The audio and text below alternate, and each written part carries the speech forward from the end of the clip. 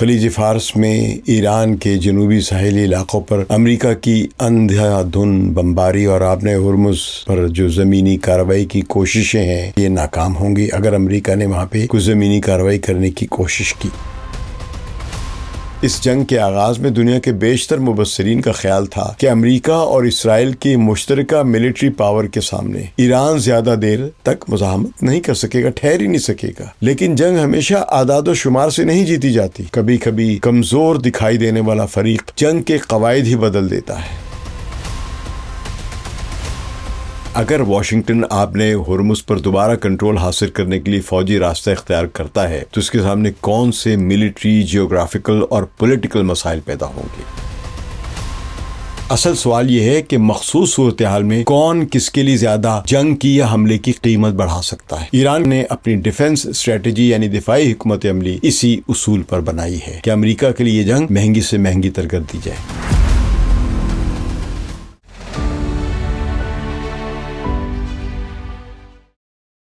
ثقلین امام کا سلام قبول کیجیے۔ خلیج فارس میں ایران کے جنوبی ساحلی علاقوں پر امریکہ کی اندھا دھند بمباری اور آبِ ہرمز پر جو زمینی کارروائی کی کوششیں ہیں اس کے بارے میں بہت چیزیں آپ سن رہے ہیں، اور اکثر یہ بھی بیان کیا جا رہا ہے کہ یہ ناکام ہوں گی اگر امریکہ نے وہاں پہ کچھ زمینی کارروائی کرنے کی کوشش کی۔ اب تک جو امریکہ نے مکمل کوشش کی ہے بمباری کر کے ایران کو قائل کرنے کی یا مجبور کرنے کی کہ وہ امریکہ کی شرائط کو قبول کرے، وہ تو ناکام رہی ہیں۔ تو اب وہ ایک آخری کوشش یا کہہ لیں کہ اگلی ایسکیلیشن یہ ہو سکتی ہے کہ امریکہ ایران کی سرزمین پہ، ساحلوں پہ، یا جو اس کے پرشین گلف میں یعنی خلیج فارس میں جو اس کے جزائر ہیں ان پر قبضہ کرنے کی کوشش کرے۔ یہ تمام کوششیں ناکام کیوں ہوں گی؟ یہ وہ بنیادی سوال ہے جو مغربی ایشیا کی حالیہ جنگ کے مرکز میں کھڑا ہے۔ ہم اس سوال کا جواب ڈھونڈیں گے اور دیکھیں گے کہ کیوں مغربی جو فوجی ماہرین جو ہیں چند کن میں وہ اس نتیجے پر پہنچے ہیں کہ آبِ ہرمز محض ایک عام سمندری گزرگاہ نہیں بلکہ ایک ایسا اسٹریٹجک ہتھیار بن چکی ہے جو عالمی طاقت کے توازن کو چیلنج کر رہی ہے۔ اور یہی وجہ ہے کہ امریکہ اس چیلنج کے مقابلے پر اپنا ایک چیلنج لا رہا ہے، اور وہ یہ کہ آبِ ہرمز سے جو کنٹرول ہے ایران کا وہ چھیننے کے لیے بھرپور فوجی کارروائی کی ہے۔ جنگ بھی لڑی گئی تھی، جنگ لڑنے کے بعد آبِ ہرمز جو ہے وہ ایران کے کنٹرول میں چلا گیا ہے، تو اس کے بعد سے اب یہ جنگ ہے آبِ ہرمز پر قبضہ چھڑانے کی۔ تو جنگ کا اصل فیصلہ محض بمباری اور توپوں کی گھن گرج ہی نہیں ہوتا ہے بلکہ سیاسی مقاصد کے حصول سے زیادہ جڑا ہوتا ہے۔ یہی وجہ ہے کہ جدید ملٹری تھنکرز یعنی فوجی مفکر آج بھی 19ویں صدی کے عظیم پروشیائی فوجی نظریہ دان کارل فان کلاوزووٹز کی اس بنیادی اصول کو کسی بھی جنگ کے مقصد کی بنیاد قرار دیتے ہیں کہ جنگ دراصل سیاست کا ہی ایک اور ذریعہ ہے۔ اس ایک جملے میں جدید جنگوں کا پورا فلسفہ پنہا ہے، اسی میں پوشیدہ ہے، کیونکہ کسی ریاست کا مقصد صرف دشمن کو بمباری کر کے نقصان پہنچانا نہیں ہوتا ہے بلکہ اسے اپنی سیاسی مرضی کے مطابق فیصلہ کرنے پر مجبور کرنا ہوتا ہے۔ اگر یہ مقصد حاصل نہ ہو تو میدان جنگ کی بڑی سے بڑی کامیابی یا بربادی بھی ادھوری رہ جاتی ہے۔ اسی لیے جدید فوجی علوم میں ملٹری وکٹری یعنی فوجی کامیابی اور اسٹریٹجک وکٹری یعنی حکمت عملی کی کامیابی کے درمیان ایک واضح فرق کیا جاتا ہے۔ فوجی کامیابی کا مطلب یہ ہو سکتا ہے کہ آپ نے دشمن کے ہوائی اڈے تباہ کر دیے، ٹینک تباہ کر دیے، ان کی نیوی کو نقصان پہنچا دیا، ان کی ایئر فورس کو نقصان پہنچایا، ان کے میزائل سینٹرز جو ہیں یا مینوفیکچرنگ سسٹم جو ہے اس کو نشانہ بنایا اور ان کی معیشت کو بھاری نقصان پہنچایا، چاہے ان کا انفراسٹرکچر تباہ کیا یا ان پر سینکشنز لگائیں۔ لیکن اسٹریٹجک وکٹری اس وقت حاصل ہوتی ہے جب مخالف ریاست آپ کی شرائط قبول کرنے پر مجبور ہو جائے، اپنی پالیسی تبدیل کرے یا اپنے بنیادی سیاسی مقصد چھوڑ دے۔ اگر ایسا نہ ہو تو جنگ کا نتیجہ مختلف بھی ہو سکتا ہے، چاہے فوجی لحاظ سے نقصان کا توازن ایک طرف ہی کیوں نہ جھکا ہوا ہو۔ امریکہ کی اپنی تاریخ اس حقیقت سے بھری پڑی ہے۔ ویتنام میں امریکی فوج نے بے مثال اور خوفناک فضائی طاقت استعمال کی، لاکھوں ٹن بم گرائے، جدید ٹیکنالوجی استعمال کی گئی، لیکن آخر کار واشنگٹن کو اپنی افواج واپس بلانا پڑی، بلکہ تاریخ بتاتی واپس بلانا نہیں پڑی تھی، راتوں رات بھاگے تھے ہیلی کاپٹرز پہ چڑھ چڑھ کے، بالکل اسی طرح کے مناظر تھے جو ہم نے اگست 2021 میں کابل میں دیکھے ہیں۔ تو افغانستان میں امریکہ نے تقریباً 2 دہائیوں تک دنیا کی سب سے طاقتور فوج کے ساتھ ایک کمزور ملک کے خلاف جنگ لڑی، اربوں ڈالر بلکہ بعض لوگ کہتے ہیں ٹریلینز آف ڈالرز خرچ کیے، مگر جس حکومت کو بچانے کے لیے جنگ لڑی گئی وہ امریکی انخلا کے چند دن بعد ہی ڈھہ گئی۔ عراق میں بھی صدام حسین کی حکومت کا خاتمہ تو ہو گیا، لیکن اس کے بعد جو طویل عدم استحکام پیدا ہوا اس نے خود امریکہ کے لیے نئی مشکلات پیدا کر دیں۔ یہ مثالیں اس لیے اہم ہیں کیونکہ وہ ہمیں یہ یاد دلاتی ہیں کہ جنگ میں صرف طاقت کافی نہیں ہوتی ہے، طاقت کے ساتھ درست اسٹریٹجی یا سیاسی حکمت عملی، حقیقت پسندانہ اہداف، مناسب نالج ہے جو جغرافیے کا وہ ہونا چاہیے، اور ایک اکنامک پرزیورنس یعنی معاشی برداشت اور داخلی استحکام اور طویل مدتی منصوبہ بندی بھی ضروری ہوتی ہے۔ تو مغربی ایشیا کی حالیہ جنگ نے اس پرانے سوال کو ایک نئی شکل میں دنیا کے سامنے لا کھڑا کیا ہے۔ اس جنگ کے آغاز میں دنیا کے بیشتر مبصرین کا خیال تھا کہ امریکہ اور اسرائیل کی مشترکہ ملٹری پاور کے سامنے ایران زیادہ دیر تک مزاحمت نہیں کر سکے گا، ٹھہر ہی نہیں سکے گا۔ اس کی وجہ بھی واضح ہے، امریکہ دنیا کا سب سے بڑا فوجی بجٹ رکھتا ہے، $1 ٹریلین کے قریب۔ اس کے پاس ایئر کرافٹ کیریئرز ہیں اور اسٹرائک گروپس ہیں، یعنی طیارہ بردار بحری بیڑے جن میں زبردست حملہ کرنے کی صلاحیت ہے، اسٹیلتھ بمبار ہے، طویل فاصلے تک مار کرنے والے کروز میزائلز ہیں، جدید ایئر ڈیفنس سسٹم یعنی فضائی دفاعی نظام، سیٹلائٹ سرویلنس یعنی خلائی نگرانی کا نظام، اور F-35 جیسے آپ ایئر کرافٹ جو دنیا کا چلتا ہوا آسمان میں ایک بمبار کمپیوٹر کہا جاتا ہے، اور جو ملٹری بیسز کا دنیا بھر میں ایک وسیع نیٹ ورک ہے امریکہ کا، اور بہت ہی زیادہ لاجسٹک یعنی ملٹری سپلائز کی صلاحیت موجود ہے۔ دوسری طرف اسی کے ساتھ اسرائیل کو دنیا کی جدید ترین ایئر پاور میں شمار کیا جاتا ہے، جس کے پاس 5th جنریشن کے جدید ترین F-35 جیٹس اور جدید انٹیلیجنس سسٹم، اور خطے میں طویل فاصلے تک ملٹری کارروائی کرنے کی صلاحیت موجود ہے جو اسے دکھائی ہے۔ اس کے مقابلے میں ایران، آپ سمجھ لیں کہ امریکہ کا اگر $1 ٹریلین بنتا ہے تو ان کا $12 بلین یا زیادہ سے زیادہ اگر ملا لیا جائے بہت زیادہ تو $15 بلین سے زیادہ کا نہیں بنتا ہے۔ تو ایران کئی دہائیوں سے سخت اکنامک سینکشنز یعنی اقتصادی پابندیوں، مالی دباؤ اور ٹیکنالوجی تک جو رسائی ہے وہ محدود رہی ہے اس کی۔ اس کی ایئر فورس کا بڑا حصہ پرانے طیاروں پر مشتمل ہے جو عملی طور پر نہ ہونے کے برابر ہے۔ شاید اب اسے روس نے کچھ نئے فائٹر جیٹس دیے ہیں، جبکہ نیوی یعنی بحریہ اور کنونشن ملٹری ہارڈ ویئر یعنی روایتی فوجی ساز و سامان کا معیار بھی مغربی طاقتوں سے بہت کم سمجھا جاتا ہے۔ آپ ان کے پاس ایک بھی بڑا کوئی ایئر کرافٹ کیریئر نہیں ہے، کوئی بہت بڑا ڈسٹرائر نہیں ہے۔ ایران کے پاس جو کچھ بھی ہے وہ چھوٹی چھوٹی بوٹس ہیں جن کو بڑے ایک ایجائل طریقے سے یعنی بہت ہی ریزیلینٹ طریقے سے استعمال کرتا ہے۔ تو ماڈرن فائٹر جیٹس اور بحری جہازوں کی تعداد سے اگر لگایا جائے اندازہ تو نتیجہ پہلے ہی دن واضح نظر آتا تھا کہ اگر ان دونوں کو کمپیئر کیا جائے ایران اور امریکہ کو تو ہمیں صاف نظر آتا تھا کہ ایران ہار جائے گا۔ لیکن جنگ ہمیشہ اعداد و شمار سے نہیں جیتی جاتی، کبھی کبھی کمزور دکھائی دینے والا فریق جنگ کے قواعد ہی بدل دیتا ہے۔ یہی وہ نقطہ ہے جسے سمجھنے میں اکثر بڑی طاقتیں غلطی کرتی ہیں، چاہے وہاں پہ کتنے ہی زبردست قسم کے پلانرز، انٹیلیجنس آفیسرز اور بڑے بڑے سیاستدانی کیوں نہ بیٹھے ہوں، کیونکہ وہ اپنی بے انتہا طاقت کی وجہ سے ہیوبرس، تکبر کا شکار ہو جاتے ہیں۔ اگر کوئی ملک اپنے دشمن کی طاقت کے میدان میں مقابلہ کرنے کے بجائے ایسا میدان منتخب کرے جہاں اس کی اپنی برتری ہو تو طاقت کا پورا توازن تبدیل ہو جاتا ہے۔ ایک طاقت کتنی ہی طاقتور کیوں نہ ہو، یعنی امریکہ جیسی، لیکن فرض کیجئے وہ ایئر کرافٹ کیریئر لے کر جائے کہاں؟ جہاں پہ آگے دلدلیں ہیں، تو وہاں پہ ایئر کرافٹ کیریئر جا کے پھنس جائیں گے، لڑ نہیں پائیں گے۔ تو ایران کے بارے میں بھی بعض مغربی تجزیہ کار جو ہیں اب یہی بات کہہ رہے ہیں۔ ان کے مطابق ایران نے کبھی یہ کوشش نہیں کی کہ وہ امریکہ کے برابر ایئر پاور یعنی فضائی طاقت حاصل کرے یا امریکی بحریہ کے مقابلے میں روایتی بحری جنگ لڑے۔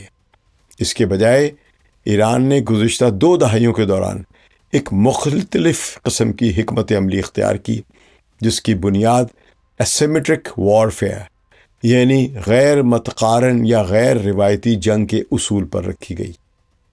اس تصور کا بنیادی اصول یہ ہے کہ اگر آپ اپنے دشمن سے کمزور ہیں تو اس کی طاقت سے براہ راست ٹکرانے کے بجائے اس کی کمزوریوں کی نشاندہی کریں، ان کو ایگزامن کریں، ان کو پڑھیں اور پھر انہیں نشانہ بنائیں۔ اپنے دشمن کی جنگ لڑنے کی قیمت بڑھائیں، اس کی رفتار سست کریں اور اسے ایسے میدان میں لڑنے پر مجبور کریں جہاں اس کی برتری خود بخود کم ہو جاتی ہے۔ اسی اسٹریٹجی یعنی حکمت عملی کے تحت ایران نے اپنے میزائل پروگرام، ڈرون صلاحیت اور ساحلی دفاع جو ہے یا بارودی سرنگیں جو ہیں اور تیز رفتار حملہ آور کشتیاں جو ہیں یا علاقائی اتحادیوں کے ساتھ جو گروہ ہیں ان کے ساتھ طویل مدتی معاشی برداشت کو اپنی دفاعی حکمت عملی کا حصہ بنایا۔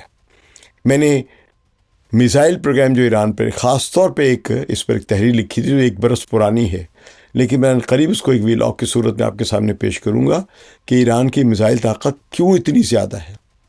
بہرحال یہاں پر ہم اسی موضوع پہ رہتے ہیں، تو یہ سب کچھ کسی ایک جنگ کے لیے نہیں بنایا گیا تھا، بلکہ ایک برسوں پر محیط ایران کی ایک منصوبہ بندی تھی جو ایران کی بقا اور دفاعی ضروریات سے جڑی ہوئی تھی۔ یہ ساری منصوبہ بندی ایران جانتا تھا کہ وہ دنیا کی سب سے اہم ضرورت یعنی ہائیڈرو کاربن، جس کا مطلب تیل اور قدرتی گیس ہے، اس کی گزرگاہ پر بیٹھا ہوا ہے، یعنی آبِ ہرمز پر بیٹھا ہوا ہے۔ اور اگر اس گزرگاہ پر جنگ ہوتی ہے تو تیل اور قدرتی گیس کی سپلائی متاثر ہوگی، جس کے نتیجے میں ان کی قیمتیں بڑھ جائیں گی اور پھر عالمی معیشت یعنی امریکہ کی زیر قیادت اقتصادی نظام دباؤ میں آئے گا۔ اس لیے آج مغربی دنیا کے بعض دفاعی ماہرین یہ سوال اٹھا رہے ہیں کہ کیا واشنگٹن نے ایران کو اس زاویے سے کبھی صحیح طور پر سمجھا بھی نہیں تھا؟ کیا امریکی منصوبہ ساز اب بھی ایران کو ایک نسبتاً چھوٹی علاقائی طاقت سمجھ رہے تھے، جبکہ ایران اپنی حکمت عملی کو کسی اور سطح پر لے جا چکا تھا؟ یہ سوال اس لیے بھی اہم ہے کیونکہ جنگ کے دوران ایک ایسی جیوگرافیکل پوائنٹ یعنی جغرافیائی مقام پوری عالمی حکمت عملی کا ایک مرکز بن گیا ہے، جسے کئی دہائیوں تک محض ایک سمندری گزرگاہ سمجھا جاتا رہا، اور یہ مقام ہے آبنۂ ہرمز۔ اسرائیل اور امریکہ کے ایران پر حملے سے پہلے ان دونوں کے اہداف رژیم چینج یعنی حکومت کی تبدیلی اور ایران کے نیوکلیر پروگرام یعنی جوہری پروگرام کو تباہ کرنا تھا یا ان کی ملٹری پاور کو ڈی گریڈ کرنا تھا۔ اب اس جنگ کا اصل ہدف آبنۂ ہرمز کو ایران کے کنٹرول سے چھیننا ہے، جو کہ جنگ سے پہلے آزاد تھا۔ تو دنیا کے نقشے پر یہ ایک نسبتاً تنگ ایک آبی راستہ دکھائی دیتا ہے، لیکن عالمی توانائی کی معیشت میں اس کی حیثیت کسی شہرک سے کم نہیں ہے۔ خلیج فارس کے تیل پیدا کرنے والے ممالک کی بڑی ایکسپورٹ یعنی برآمدات LNG یعنی مائع قدرتی گیس کا بڑا حصہ اور توانائی سے متعلق عالمی تجارت کی اہم پروڈکٹس جو ہیں وہ اسی راستے سے گزرتی ہیں۔ یہی وجہ ہے کہ گزشتہ کئی دہائیوں سے امریکہ خلیج فارس میں اپنی نیوی کی موجودگی کو اس علاقے میں عالمی تجارت کے تحفظ کا لازمی حصہ قرار دیتا رہا ہے۔ بحرین میں 5th فلیٹ یعنی امریکی بحریہ کے 5ویں بیڑے کا تعیناتی کا بنیادی مقصد آبنۂ ہرمز پر امریکہ کا کنٹرول قائم رکھنا تھا۔ یعنی وہ یہ جانتے تھے آبنۂ ہرمز کو کنٹرول رکھنے کے لیے ہمیں بہت بڑی ایک نیوی رکھنی ہے، لیکن اس جنگ کے آغاز سے پہلے اللہ نے امریکہ کے منصوبہ سازوں اور حملہ آوروں کی عقلوں پر ایسا پردہ ڈالا کہ وہ ہرمز کو سیکیور کرنا ہی بھول گئے۔ تو طویل عرصے تک یہ تصور تقریباً ناقابل چیلنج سمجھا جاتا تھا کہ کبھی کوئی ملک یا ایران جو ہے وہ آبنۂ ہرمز کو کبھی بند کر دے گا یا اس پر دباؤ ڈالنے کی کوشش کرے گا، کیونکہ وہاں تو امریکی نیوی جو چند دنوں میں صورتحال پر مکمل کنٹرول حاصل کر لے گی۔ لیکن حالیہ بحران نے اس مفروضے کو پہلی مرتبہ بنیادی سطح پر چیلنج کیا ہے، اور اس نے اس جنگ کی ایکویشن یعنی مساوات کو تبدیل کر دیا ہے۔ لیکن کیا واقعی ایسا ممکن ہے؟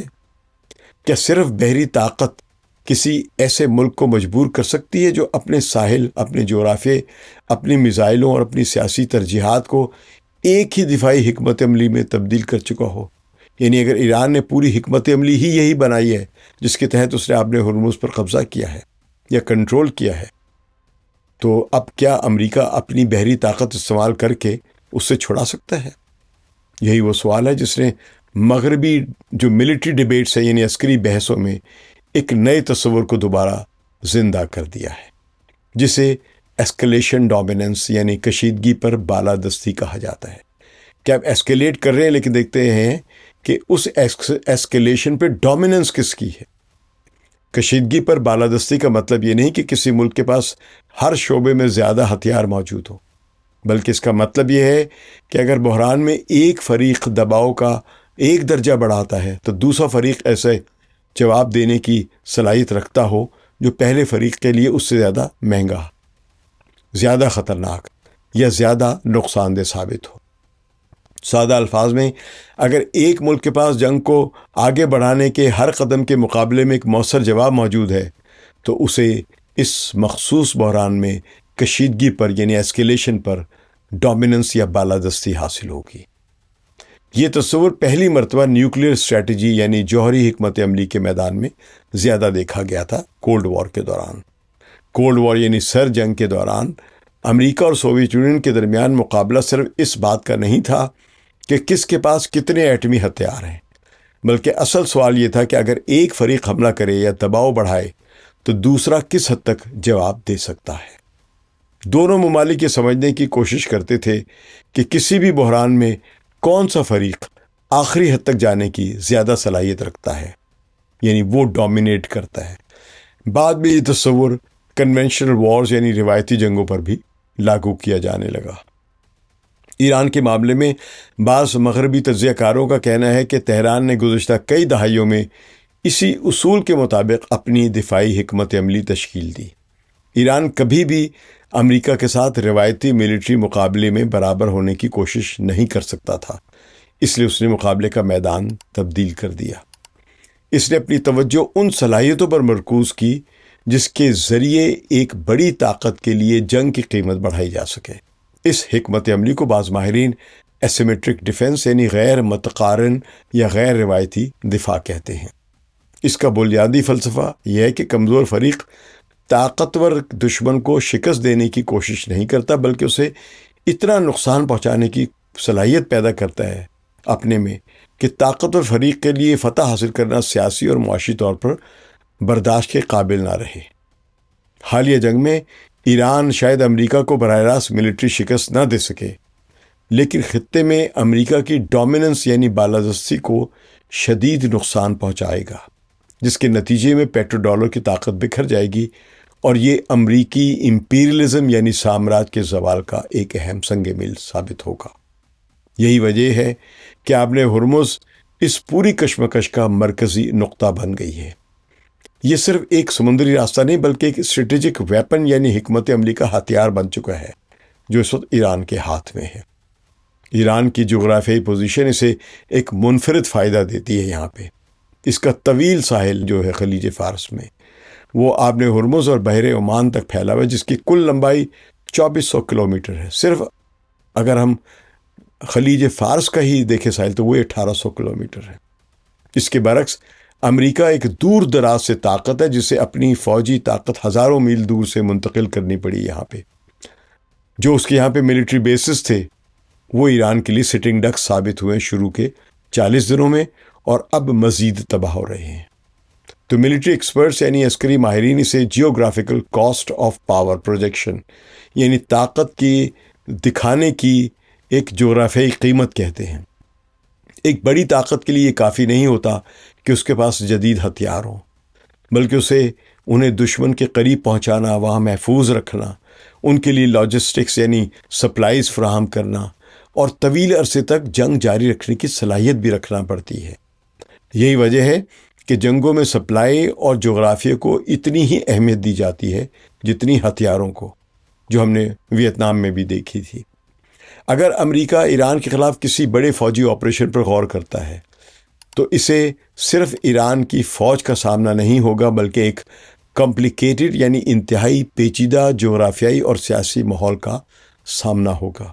ایران رقبے کے لحاظ سے مشرق وسطیٰ کے بڑے ممالک میں شامل ہے۔ اس کا پہاڑی جغرافیہ، وسیع سرحدیں، بڑی آبادی اور تاریخی ریاستی ڈھانچے جو ہیں وہ اسے افغانستان یا عراق جیسے ممالک سے بالکل مختلف بنا دیتے ہیں۔ یہ فرق بہت اہم ہے۔ جنگی تیاریوں کے علاوہ ایران کی عوامی انقلابی طاقت، یہ بہت بڑی طاقت ہے جو اپنے ملک کے لیے قربان ہونے کے لیے تیار ہے، وہ بھی بہت اہم کردار ادا کرے گی جب امریکی فوج یہاں پہ زمین پہ چڑھائی کرے گی۔ امریکی فوج اور صدر ڈونلڈ ٹرمپ کے پاس ایران کو شکست دینے کے لیے 4 بڑے فوجی منصوبے موجود ہیں جو کہ ایکسیوس نے جنگ کے دوران رپورٹ کیے تھے، جن پر پینٹاگون کے یعنی امریکی محکمہ دفاع کے منصوبہ سازوں اور فوجی ماہرین نے گہرائی سے غور کیا ہے۔ صدر ٹرمپ کے سامنے موجود ان 4 بڑے منصوبوں میں پہلا منصوبہ ایران کے تیل کی برآمدات کے سب سے بڑے مرکز یعنی خارگ جزیرے پر قبضہ یا اس کی ناکہ بندی کرنا ہے۔ دوسرا منصوبہ جو ہے وہ آبِ ہرمز پر اپنی گرفت مضبوط کرنے والے اہم ترین عسکری مرکز یعنی جو کہنے کے ملٹری لحاظ سے بہت اہم جزیرہ ہے، لارک جزیرے پر چڑھائی کرنا ہے۔ تیسرا منصوبہ خلیج فارس کے مغربی دہانے پر جو واقع ہیں ابو موسیٰ اور 2 چھوٹے جزائر وہ تومب کبیر اور تومب صغیر جو ہیں وہ ایرانی قبضے سے چھڑانا ہے، جن پر متحدہ عرب امارات کا بھی ایک دعویٰ ہے، تاکہ یہاں سے پھر وہ آگے مزید ملٹری آپریشن کر سکے، یعنی امریکہ ایران کے خلاف۔ اور چوتھا منصوبہ جو پینٹاگون کے سامنے رہا ہے، زیر غور رہا ہے، وہ ہے آبِ ہرمز کے مشرقی حصے میں ایران کے تیل لے جانے والے بحری جہازوں کو روکنا یا ان پر قبضہ کرنا، یعنی گلف آف عمان میں یا خلیج عمان میں۔ ان تمام منصوبوں کی افادیت کو جانچنے کے لیے ماہرین ایک ایسے ریاضیاتی فارمولے کا استعمال کرتے ہیں جسے لینچسٹر پاور لاز یعنی طاقت کا توازن کہا جاتا ہے۔ یہ اصولی طور پہ آپ کہہ لیں کہ ایئر فورس کے لیے تھا، لیکن بعد میں نیول آپریشن کے لیے بھی استعمال کیا جاتا ہے۔ یہ لینچسٹر پاور لا جو ہے، یہ قانون بتاتا ہے کہ جدید جنگ میں کسی فوج کی اصل طاقت صرف اس کی افرادی قوت سے نہیں بلکہ اس کے ہتھیاروں کی کارکردگی اور دشمن کو نشانہ بنانے کی صلاحیت سے ناپی جاتی ہے۔ اگرچہ امریکہ کے پاس دنیا کے جدید ترین ہتھیار موجود ہیں، لیکن ایران کے ساحلوں کے قریب جنگ لڑنے میں ایک بڑا مسئلہ یہ ہے کہ ایران اپنے ساحل کے قریب ہونے کی وجہ سے، یعنی یہ ساحل ہیں ہی اسی کے، تو اس وجہ سے بہت تیزی سے ڈرون، طیاروں اور میزائل جیسے سستے ہتھیاروں کا بڑا ایک ڈھیر اکٹھا کر سکتا ہے۔ اسی میتھمیٹیکل اصول اور یا ریاضیاتی اصول جو ہے اور جو ملٹری ماہرین کی جو آراء ہیں ان کی روشنی میں ان چاروں منصوبوں کا الگ الگ جائزہ لیا گیا ہے۔ پہلا منصوبہ خارگ جزیرے پر قبضہ کرنا ہے یا اس کی ناکہ بندی کرنا ہے۔ یہ جزیرہ ایران کے لیے بہت اہم ہے کیونکہ ایران کا آپ سمجھے کہ 90% خام تیل جو ہے اسی جزیرے سے دوسرے ممالک کو بیچا جاتا ہے، اور اس پر قبضہ کرنے سے ایران کی معاشی کمر جو ہے کافی ٹوٹی کی تو نہیں کمزور ہو سکتی ہے، کیونکہ یہ جزیرہ گہرے پانی میں موجود ہے، تو یہاں پہ بڑے بڑے کنٹینر یا آئل ٹینکرز وہاں پہ جا سکتے ہیں، لیکن ایران کا جو ساحل ہے وہاں پہ بڑے بڑے آئل ٹینکرز نہیں جا سکتے۔ چھوٹے آئل ٹینکر جو ہے کم تعداد میں پھر بھی آئل ایکسپورٹ کرتے رہیں گے۔ تو بہرحال اس پر قبضہ کرنے سے جو بھی ہے وہ ایک نقصان تو ہوگا۔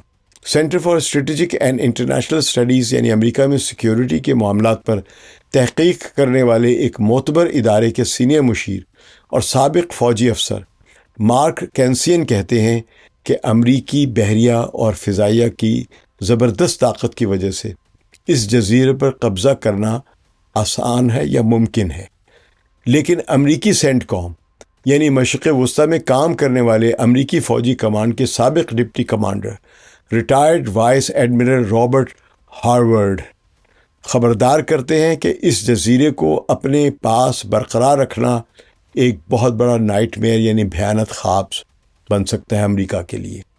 ان کے مطابق جب امریکی فوج وہاں بیٹھ جائے گی تو وہ ایران کے لیے ایک آسان نشانہ بن جائے گی، سٹنگ ڈکس ہوں گے، اور ایران اپنے ساحل سے ہزاروں سستے ڈرون اور میزائل اس چھوٹے سے جزیرے پر برسا کر امریکی دفاعی نظام کو مفلوج کر دے گا۔ یہاں پر ایک اور پہلو بھی سامنے آتا ہے، اور وہ ہے جو سیاسی تجزیہ کار کہتے ہیں، اور وہ یہ کہتے ہیں کہ صدر ٹرمپ گلوبل آئل مارکیٹ میں قیمتیں بڑھنے کے خوف سے تیل کی تنصیبات کو نقصان نہیں پہنچانا چاہتے ہیں، اس لیے جنگ کے دوران ان کو محفوظ رکھنا ناممکن ہو جائے گا۔ اسی لیے مارک کینسین جو یہ کہتے ہیں کہ قبضہ کیا جا سکتا ہے، لیکن وہ بھی یہ نتیجہ نکالتے ہیں کہ اگرچہ جزیرے پر قبضہ تو کیا جا سکتا ہے، لیکن اپنے فوجیوں کو وہاں روکنا بہت خطرناک ہوگا، جس کی وجہ سے یہ منصوبہ فائدے مند نہیں، نقصان دہ ہو جائے گا۔ اچھا، اب دوسرے منصوبے پر آتے ہیں۔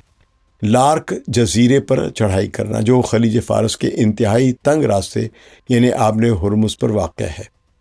یہاں ایران نے پہاڑوں کے اندر، لوگوں نے جغرافیہ اگر پڑھا ہو یا اس علاقے کی جغرافی دیکھا ہو، جغرافیہ اس کا، تو لارک جزیرے کے اندر پہاڑ ہیں، چٹانیں ہیں۔ ایران نے پہاڑوں کے اندر بہت مضبوط بنکر، بحری جہازوں کو تباہ کرنے والے میزائل اور ریڈار لگا رکھے ہیں۔ امریکہ کے نیول وار کالج، یعنی جو ان کی نیول جو وار ہوتی ہے اس کی تربیت دینے والے ایک اعلیٰ امریکی ادارے کے ماہرین کا کہنا ہے کہ چونکہ ایرانی ہتھیار زمین کے اندر گہرے بنکروں میں چھپے ہوئے ہیں، اس لیے ان کو تباہ کرنے کے لیے امریکہ کو اپنی طاقت سے کئی گنا زیادہ مہنگے میزائل داغنے پڑیں گے، جو کہ ایک مشکل کام ہے۔ نیول افیئر کے نامور ماہر اور تاریخ دان ڈاکٹر میلان ویگو لکھتے ہیں کہ اگر امریکی بحری جہاز اس جزیرے کے قریب جائیں گے تو وہ ایرانی ساحل کے بالکل سامنے آ جائیں گے، جس سے ان کا دور سے حملہ کرنے کا فائدہ ختم ہو جائے گا، اور امریکی جہاز ایران کی چھوٹی تیز رفتار کشتیوں اور ساحلی میزائلوں کا آسان شکار بن جائیں گے۔ اول تو یہاں پہ کوئی بھی بڑا ڈسٹرائر امریکہ کے نیوی کا اگر جائے گا وہاں پہ تو وہ ایران کے علم میں ہو جائے گا، کیونکہ ان کے پاس بھی ریڈارز ہیں، ان کو چین اور روس کے جو سیٹلائٹس ہیں ان کی بھی مدد حاصل ہے۔ اس لیے ڈاکٹر میلان ویگو اور نیول وار کالج کے ماہرین کا حتمی فیصلہ یہ ہے کہ یہ منصوبہ بالکل ناقابل عمل ہے، کیونکہ اس میں امریکی فوج کا جانی اور مالی نقصان بہت زیادہ ہوگا۔ اچھا، تیسرا منصوبہ ہے ابو موسیٰ اور تومب نامی جو ہے، تومب کبیر اور تومب صغیر جو ہے، ان جزائر پر قبضہ کرنا ہے، جو کہ بحری جہازوں کی گزرگاہ کے بالکل اوپر واقع ہے، اور ان پر متحدہ عرب امارات کا ایک دعویٰ بھی ہے۔ تو کوئنزی انسٹیٹیوٹ واشنگٹن میں قائم جو جنگوں کو روکنے اور سفارتکاری کو فروغ دینے والا ایک ادارہ ہے، اس کے ایک محقق ہے، ریسرچر برینڈن کار۔ وہ کہتے ہیں کہ امریکی کمانڈوز ان جزائر پر موجود ایرانی فوجیوں کو آسانی سے ہٹا تو سکتے ہیں اپنی طاقت بھرپور بمباری کر کے، لیکن وہاں بھی ان کا ٹھہرے رہنا یا قبضہ برقرار رکھنا ایک بہت بڑی مصیبت بن جائے گی، اور یہاں پر قبضے کے باوجود بھی ان کو کوئی زیادہ ملٹری ایڈوانٹیج نہیں ملے گا۔ تو برینڈن کار کے مطابق ملٹری پرنسپل یہ ہے کہ اگر کسی فوج کو مسلسل نئی سپلائز یا کمک نہ ملے، یا ان کے پاس چھپنے کے لیے پکے بنکرز نہ ہوں، تو وہ جلدی سے تباہ ہو جائیں گے، اور امریکی فوجی وہاں ایرانی میزائلوں کے سامنے بالکل بے بس سٹنگ ڈک ثابت ہوں گے۔ یعنی ایران بڑے آرام سے میزائل مار رہا ہوگا، ڈرونز مار رہا ہوگا، اور یہ وہاں پہ اس آگ میں بھن رہے ہوں گے۔ تو دوسری طرف Washington institute for Near East Policy, یعنی مشرق وسطیٰ کی سیاست پر نظر رکھنے والا جو ایک اور ادارہ ہے، اس کے ایک ماہر ہے مائیکل نائٹس۔ ان کا کہنا ہے کہ ان جزائر کو فتح کر کے متحدہ عرب امارات کے حوالے کیا جا سکتا ہے، جس سے امریکہ کو ایک سفارتی فائدہ ہوگا۔ ان تمام باتوں کو دیکھتے ہوئے برینڈن کار کا حتمی فیصلہ یہ ہے کہ یہ منصوبہ عارضی طور پر تو کامیاب ہو سکتا ہے، لیکن طویل مدت سے مراد، یعنی طویل مدت بہت زیادہ نہیں بلکہ چند ہفتوں تک کے لیے بھی یہ بہت خطرناک ثابت ہوگا قبضہ، کیونکہ اپنے فوجیوں کو زندہ رکھنے کے لیے امریکہ کو وہاں ایک بڑا دفاعی نظام لگانا پڑے گا، جو ایک بہت بڑی قیمت ہوگی، جبکہ فائدہ کوئی نہیں ہے۔ تو چوتھا منصوبہ ہے آبِ ہرمز کے مشرقی حصے میں ایران کے تیل لے جانے والے جو آئل ٹینکرز ہوں گے ان کو روکنا یا ان پر قبضہ کرنا ہے۔ یہ نیول بلاکیڈ کے دوران ہم نے دیکھا تھا، جو جون 17 کے جو میمورنڈم آف انڈرسٹینڈنگ، اس سے پہلے جب امریکہ نے نیول بلاکیڈ ایران پر لگا دیا تھا تو اس دوران امریکہ یہی کر رہا تھا۔ نیٹو کے سابق supreme commander retired admiral James Stavridis وہ کہتے ہیں کہ کھلے سمندر میں جو ملٹری فارمولا پوری طرح امریکہ کے حق میں کام کر سکتا ہے، کیونکہ وہاں امریکہ کے اپنے طویل فاصلے تک مار کرنے والے ریڈارز ہیں، ان کے ایئر کرافٹ کیریئرز ہیں، اور وہ بحری جہازوں اور نگرانی کے جدید نظام کا بھرپور استعمال وہاں پہ کر سکتا ہے، جبکہ ایران کی چھوٹی کشتیاں اور ساحلی توپ خانہ ان کھلے سمندروں میں زیادہ نہ پہنچ پائے گا، اور اگر پہنچ بھی گئے تو وہ آسانی سے نشانہ بن سکتے ہیں امریکی میزائلز کا۔ تاہم centre for strategic and international studies کے ایک ماہر ہیں جو فوت ہو چکے ہیں، اینتھنی کورزمین، انہوں نے اپنی رپورٹ میں یہ بہت پہلے انتباہ کیا تھا کہ اگر ایسا کیا تو اس کے جواب میں ایران دنیا بھر میں دوسرے تجارتی جہازوں پر جو ہے وہ گوریلا کارروائی شروع کر سکتا ہے، یا اپنے حامی گروہوں کے ذریعے غیر اعلانیہ جنگ چھیڑ سکتا ہے۔ تو ہم ابھی یہ دیکھ رہے ہیں کہ ایران جو ہے ہر وہ آئل کنٹینر یا کوئی کارگو شپ جو وہاں سے گزرنے کی کوشش کرتا ہے بغیر ایران کی اجازت کے، اس پر وہ حملہ کرتا ہے، اور ساتھ ہی اس کے جو دوسرے گروہ اتحادی گروہ ہیں انہوں نے باب المندب بھی بند کر دیا ہے۔ تو اس سب کے باوجود ریٹائرڈ ایڈمرل جیمز اسٹاوریڈیس وہ کہتے ہیں کہ یہ ایک قسم کا چوتھا منصوبہ فوجی لحاظ سے باقیوں کی نسبت بہترین اور قابل عمل ہے، کیونکہ یہ امریکی فوج کو ایرانی ساحل کے خطرات سے دور رکھ کر امریکہ کی ٹیکنالوجیکل جو سپیریورٹی ہے اس کو پوری طرح استعمال کرنے کا موقع دیتا ہے۔ لیکن اس کے جواب میں ہونے والی غیر اعلانیہ جو گوریلا جنگ ہوگی اور جو ہو رہی ہے، اور عالمی معیشت پر جو پڑنے والے اثرات جو ہوں گے، کیونکہ جب اس زون میں جنگ ہوگی تو پھر کوئی بھی سپلائز اس خطے سے نہیں ہو رہی ہوں گی، آبِ ہرمز بند ہوگا، اور اگر آبِ ہرمز بند ہوتا ہے تو ایران کو بھی نقصان پہنچے گا، لیکن امریکہ کے جو پولیٹیکل آبجیکٹیوز ہیں وہ بری طرح تباہ ہوں گے، اور دنیا ایک بہت بڑی کیا کہہ لیں کہ تباہی کی طرف، اس کی معیشت جو تباہی کی طرف جائے گی۔ تو اس سے ٹرمپ اور ان کے منصوبہ سازوں کے لیے اس پر عمل کرنے کا فیصلہ اب اتنا سادہ اور آسان نہیں رہا ہے۔ افغانستان میں امریکہ کو 20 سال کی جنگ کے بعد یہ احساس ہوا کہ ایک ملک کی حکومت تبدیل کرنا اور اس ملک کو سیاسی طور پر قابو میں رکھنا دو مختلف کام ہیں۔ ایران کے معاملے میں یہ مسئلہ مزید پیچیدہ ہو جاتا ہے، کیونکہ ایران نہ صرف ایک ریاست ہے بلکہ ایک قدیم تہذیبی شناخت، مضبوط قومی احساس اور کئی دہائیوں پر مشتمل ایک انقلابی ریاستی اداروں کا ایک حامل ملک ہے، اور سب سے بڑھ کر یہ جو انقلابی جذبے سے بھرپور ایک اسلامی ریاست ہے، جس میں امام حسین کی قربانی اور شہادت کی ایک بہت طاقتور اسٹریٹجک آئیڈیالوجی یعنی کہ نظریاتی سوچ موجود ہے جو کسی بھی طاقتور ہتھیار سے کم نہیں ہے۔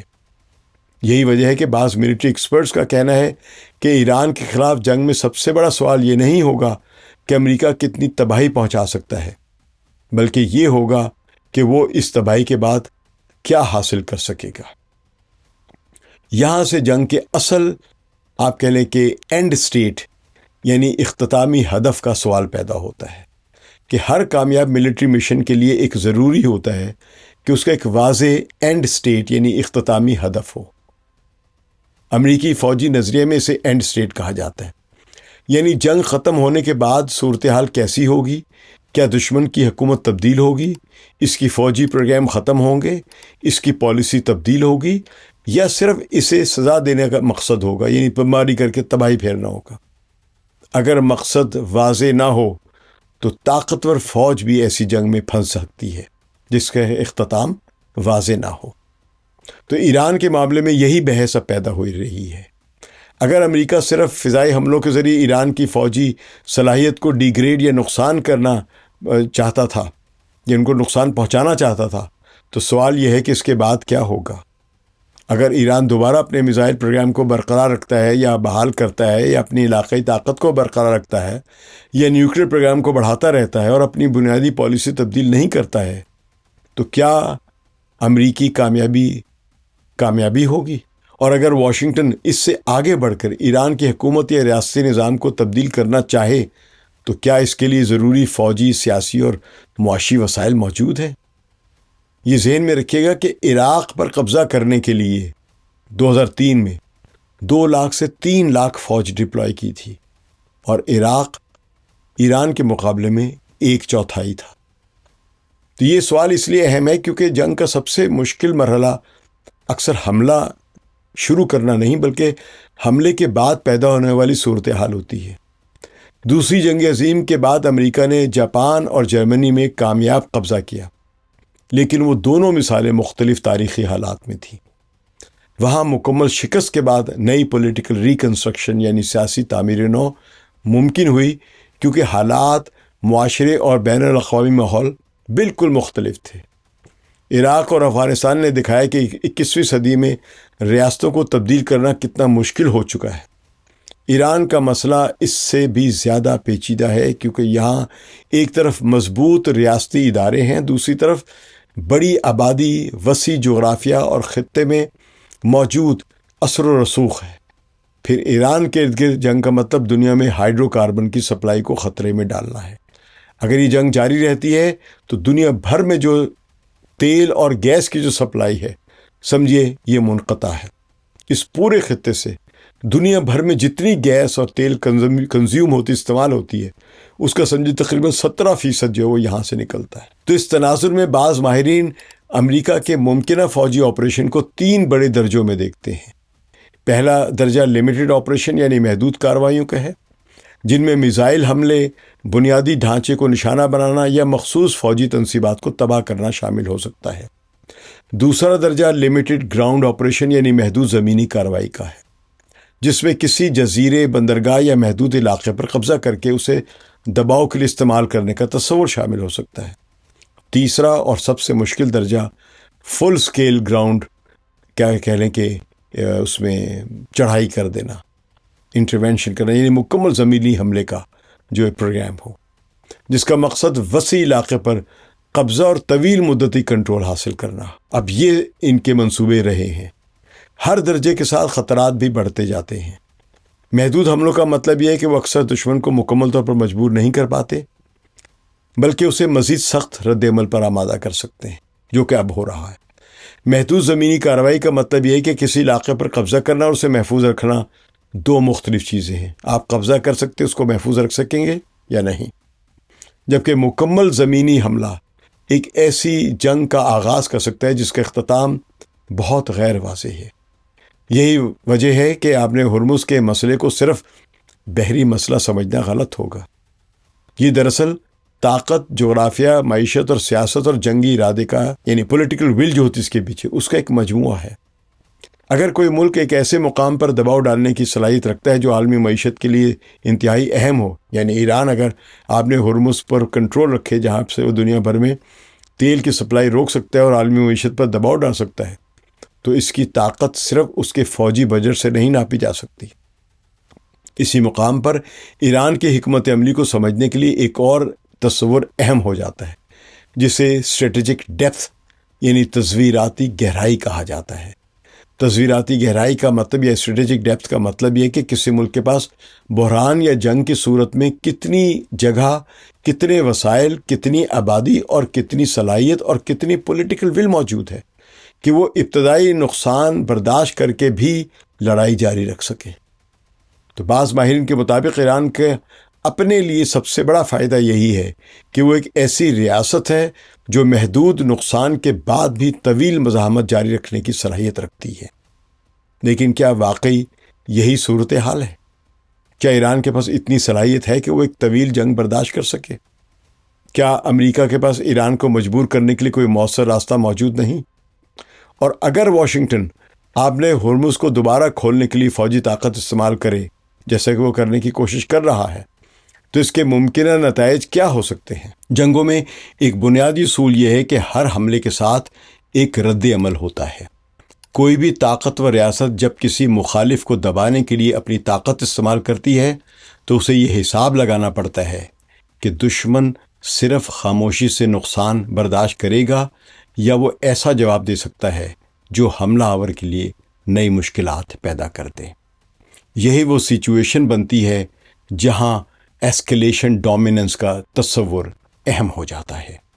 اس تصور کو سادہ الفاظ میں یوں بیان کیا جا سکتا ہے کہ اگر دو فریقوں کے درمیان کشیدگی بڑھتی ہے اور ایک فریق ہر مرحلے پر ایسا جواب دے سکتا ہے جو دوسرے فریق کے لیے زیادہ مہنگا، زیادہ خطرناک ثابت ہو، تو پہلا فریق بحران کے کھیل میں، اس جنگ کے کھیل میں ایسکیلیشن ڈومیننس یعنی برتری حاصل کر لیتا ہے۔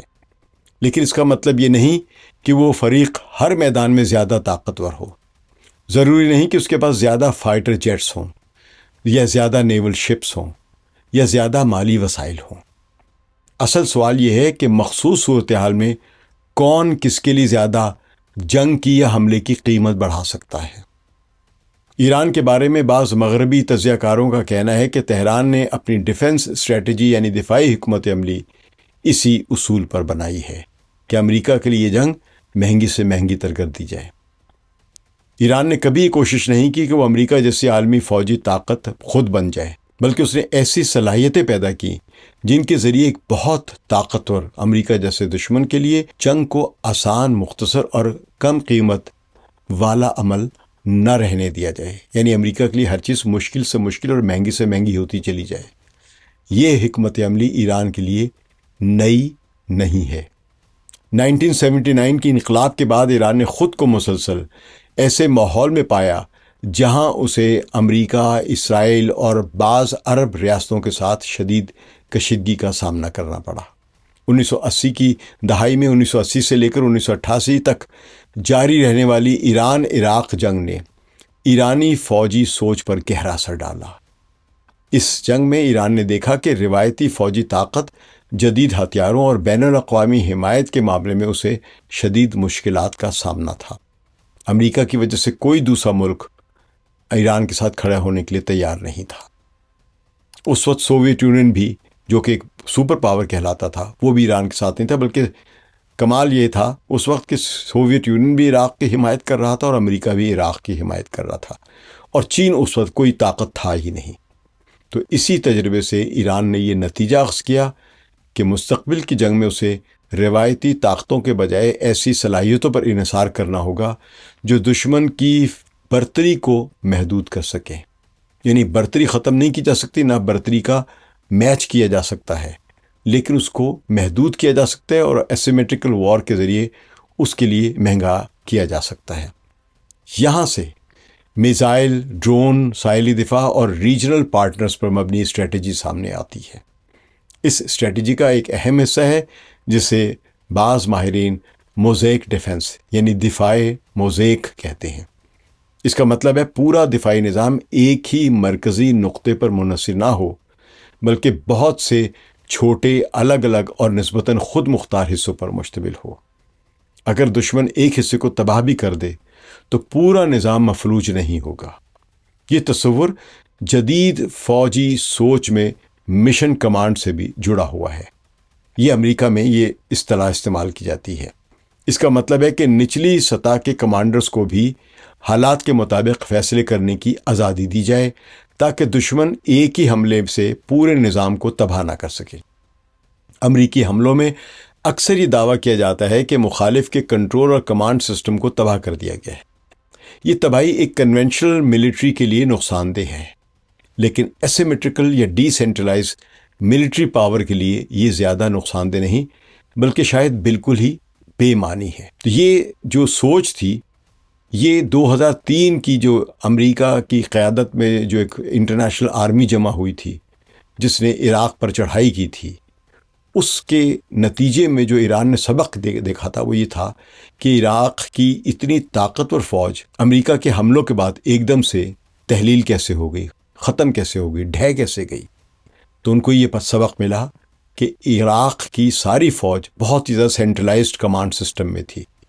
جب کمانڈ سسٹم ٹوٹ گیا تو یہ فوج بکھر گئی۔ تو ایران نے یہاں سے سبق حاصل کیا کہ ہمارا کوئی بھی سینٹرلائزڈ سسٹم نہیں ہوگا اور جنگ کی صورت میں یہ بکھر جائے گا، تاکہ اگر کسی بھی centralized command and control system کو تباہ بھی کر دیا جائے تو فوج میوٹیٹ ہو کے لڑتی رہے گی۔ ایران کے بارے میں بعض تجزیہ کاروں کا کہنا ہے کہ اس نے اس طرح کا ایک ریزیلینٹ ڈیفنس سٹرکچر یعنی ایک دفاعی ڈھانچہ تیار کر لیا ہے یا پہلے سے کیا ہوا ہے اور وہ اس پر قائم ہے۔ اب سوال یہ ہے کہ اگر امریکہ دباؤ بڑھاتا ہے تو ایران کا ممکنہ رد عمل کیا ہو سکتا ہے؟ پہلا امکان یہ ہے کہ ایران خطے میں امریکی اتحادیوں اور امریکی مفادات پر دباؤ بڑھا سکتا ہے۔ یہاں خلیج فارس کی عرب ریاستوں کا کردار اہم ہو جاتا ہے۔ سعودی عرب، متحدہ عرب امارات، قطر، کویت اور بحرین نہ صرف توانائی کے بڑے مراکز ہیں بلکہ خطے میں امریکی فوجی موجودگی کے اہم پارٹنرز بھی ہیں۔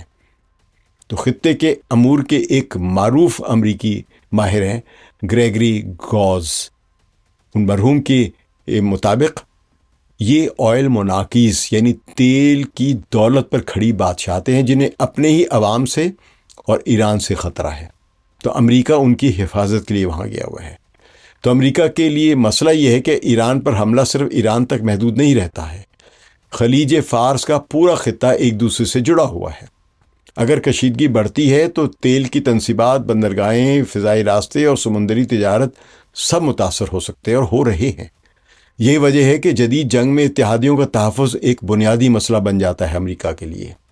ایک بڑی طاقت ہوتے ہوئے امریکہ کے لیے صرف دشمن کو نقصان پہنچانا کافی نہیں ہوتا، بلکہ اسے اپنے اتحادیوں کو بھی یہ یقین دلانا ہے کہ وہ انہیں خطرات سے محفوظ رکھ سکتا ہے۔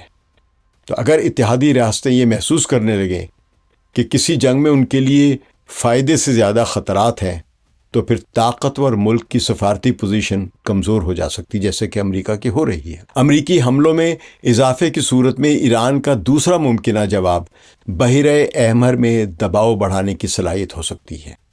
بحیرہ احمر یعنی عالمی تجارت کے لیے انتہائی اہم راستہ ہے، کیونکہ اس کے ذریعے بحری جہاز جو ہے وہ نہر سوئز کے ذریعے یورپ اور ایشیا کے درمیان سفر کرتے رہتے ہیں، اور اس تجارت کی وجہ سے کوئی تقریباً $1 ٹریلین کا آپ سمجھ لیجئے کہ سالانہ جو ہے وہ تجارتی مال یہاں سے گزرتا ہے۔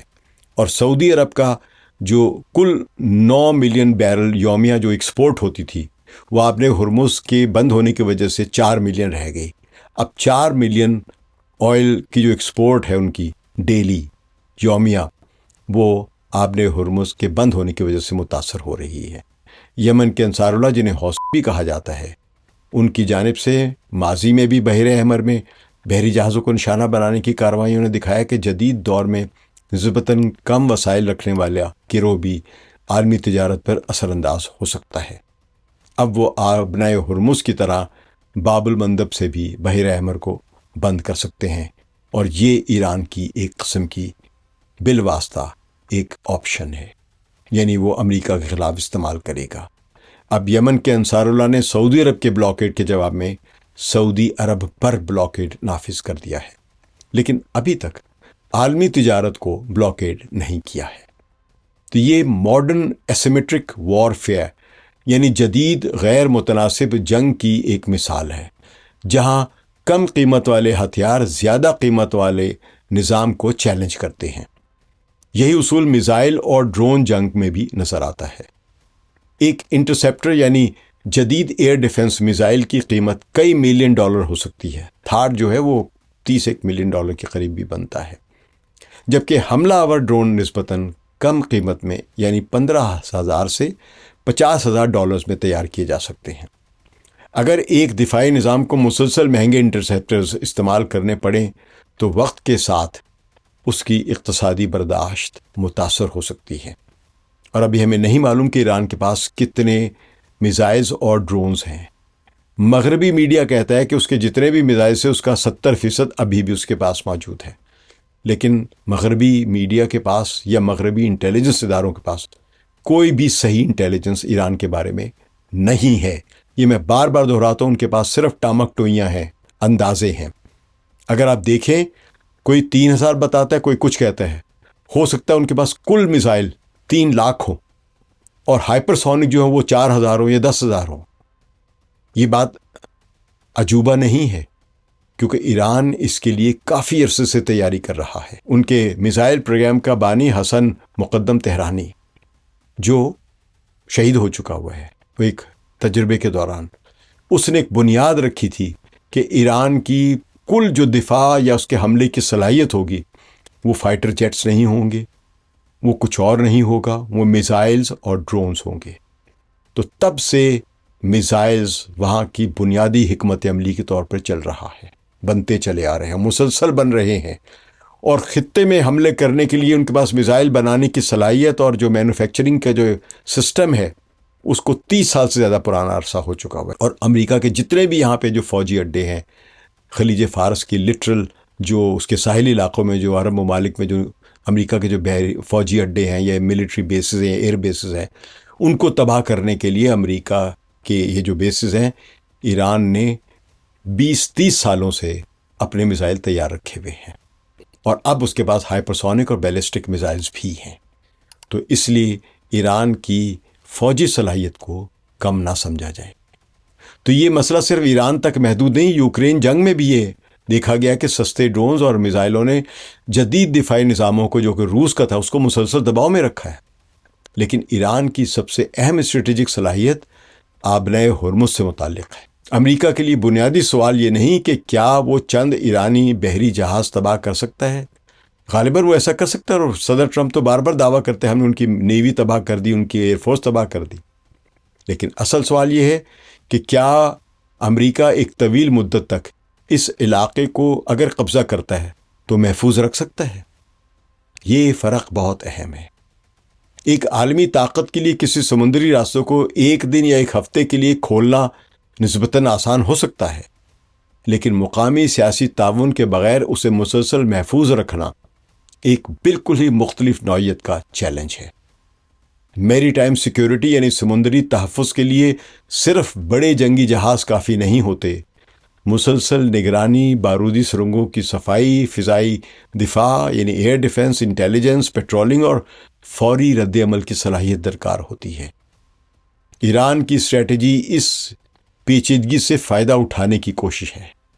اگر کوئی ملک روایتی بحری جنگ نہ بھی جیت سکے لیکن سمندری تجارت کے لیے مستقل خطرہ پیدا کر دے تو وہ اپنے دشمن کے لیے ایک بڑا اسٹریٹجک مسئلہ پیدا کر سکتا ہے۔ یعنی اگر امریکہ کسی جگہ پر ایران کے ساحل میں یا کسی جزیرے پر قبضہ بھی کر لے تو ایران 1-2 بحری جہازوں کو نشانہ بنانے کی صلاحیت رکھتا ہے، جس کے لیے چند ڈرونز یا 1-2 میزائلوں کی ضرورت ہوگی، جس کے لیے وہ کسی بھی فاصلے سے فائر کر سکتا ہے، چاہے ساحلی علاقوں پر امریکی قبضہ ہی کیوں نہ ہو جائے۔ تو یہاں امریکی نیوی کے ایک سابق میرین کمانڈر ہیں اور جیو پالیٹکس کے ایک تجزیہ کار ہیں، میٹ بریکن۔ انہوں نے ماریو نوفل جو کہ ایک یوٹیوبر ہیں، پروگرام ہوسٹ کرتے ہیں انٹرویوز کے، اس کے انٹرویو میں میٹ بریکن نے ایران کے اس صلاحیت کا تجزیہ کیا ہے، اور وہ یہاں پر اس کا ذکر بڑا موضوع ہے، بڑا مناسب ہے، جو ان امور پر بات کرنے کے لیے شاید سب سے زیادہ اہل شخص ہیں۔ میٹ بریکن کا کہنا ہے کہ ایران پر امریکی زمینی حملہ محض ایک اسٹریٹجک غلطی نہیں ہے، بلکہ ہر اس امریکی فوجی کے لیے موت کا پروانہ ہے جو اس جنگ میں بھیجا جائے گا۔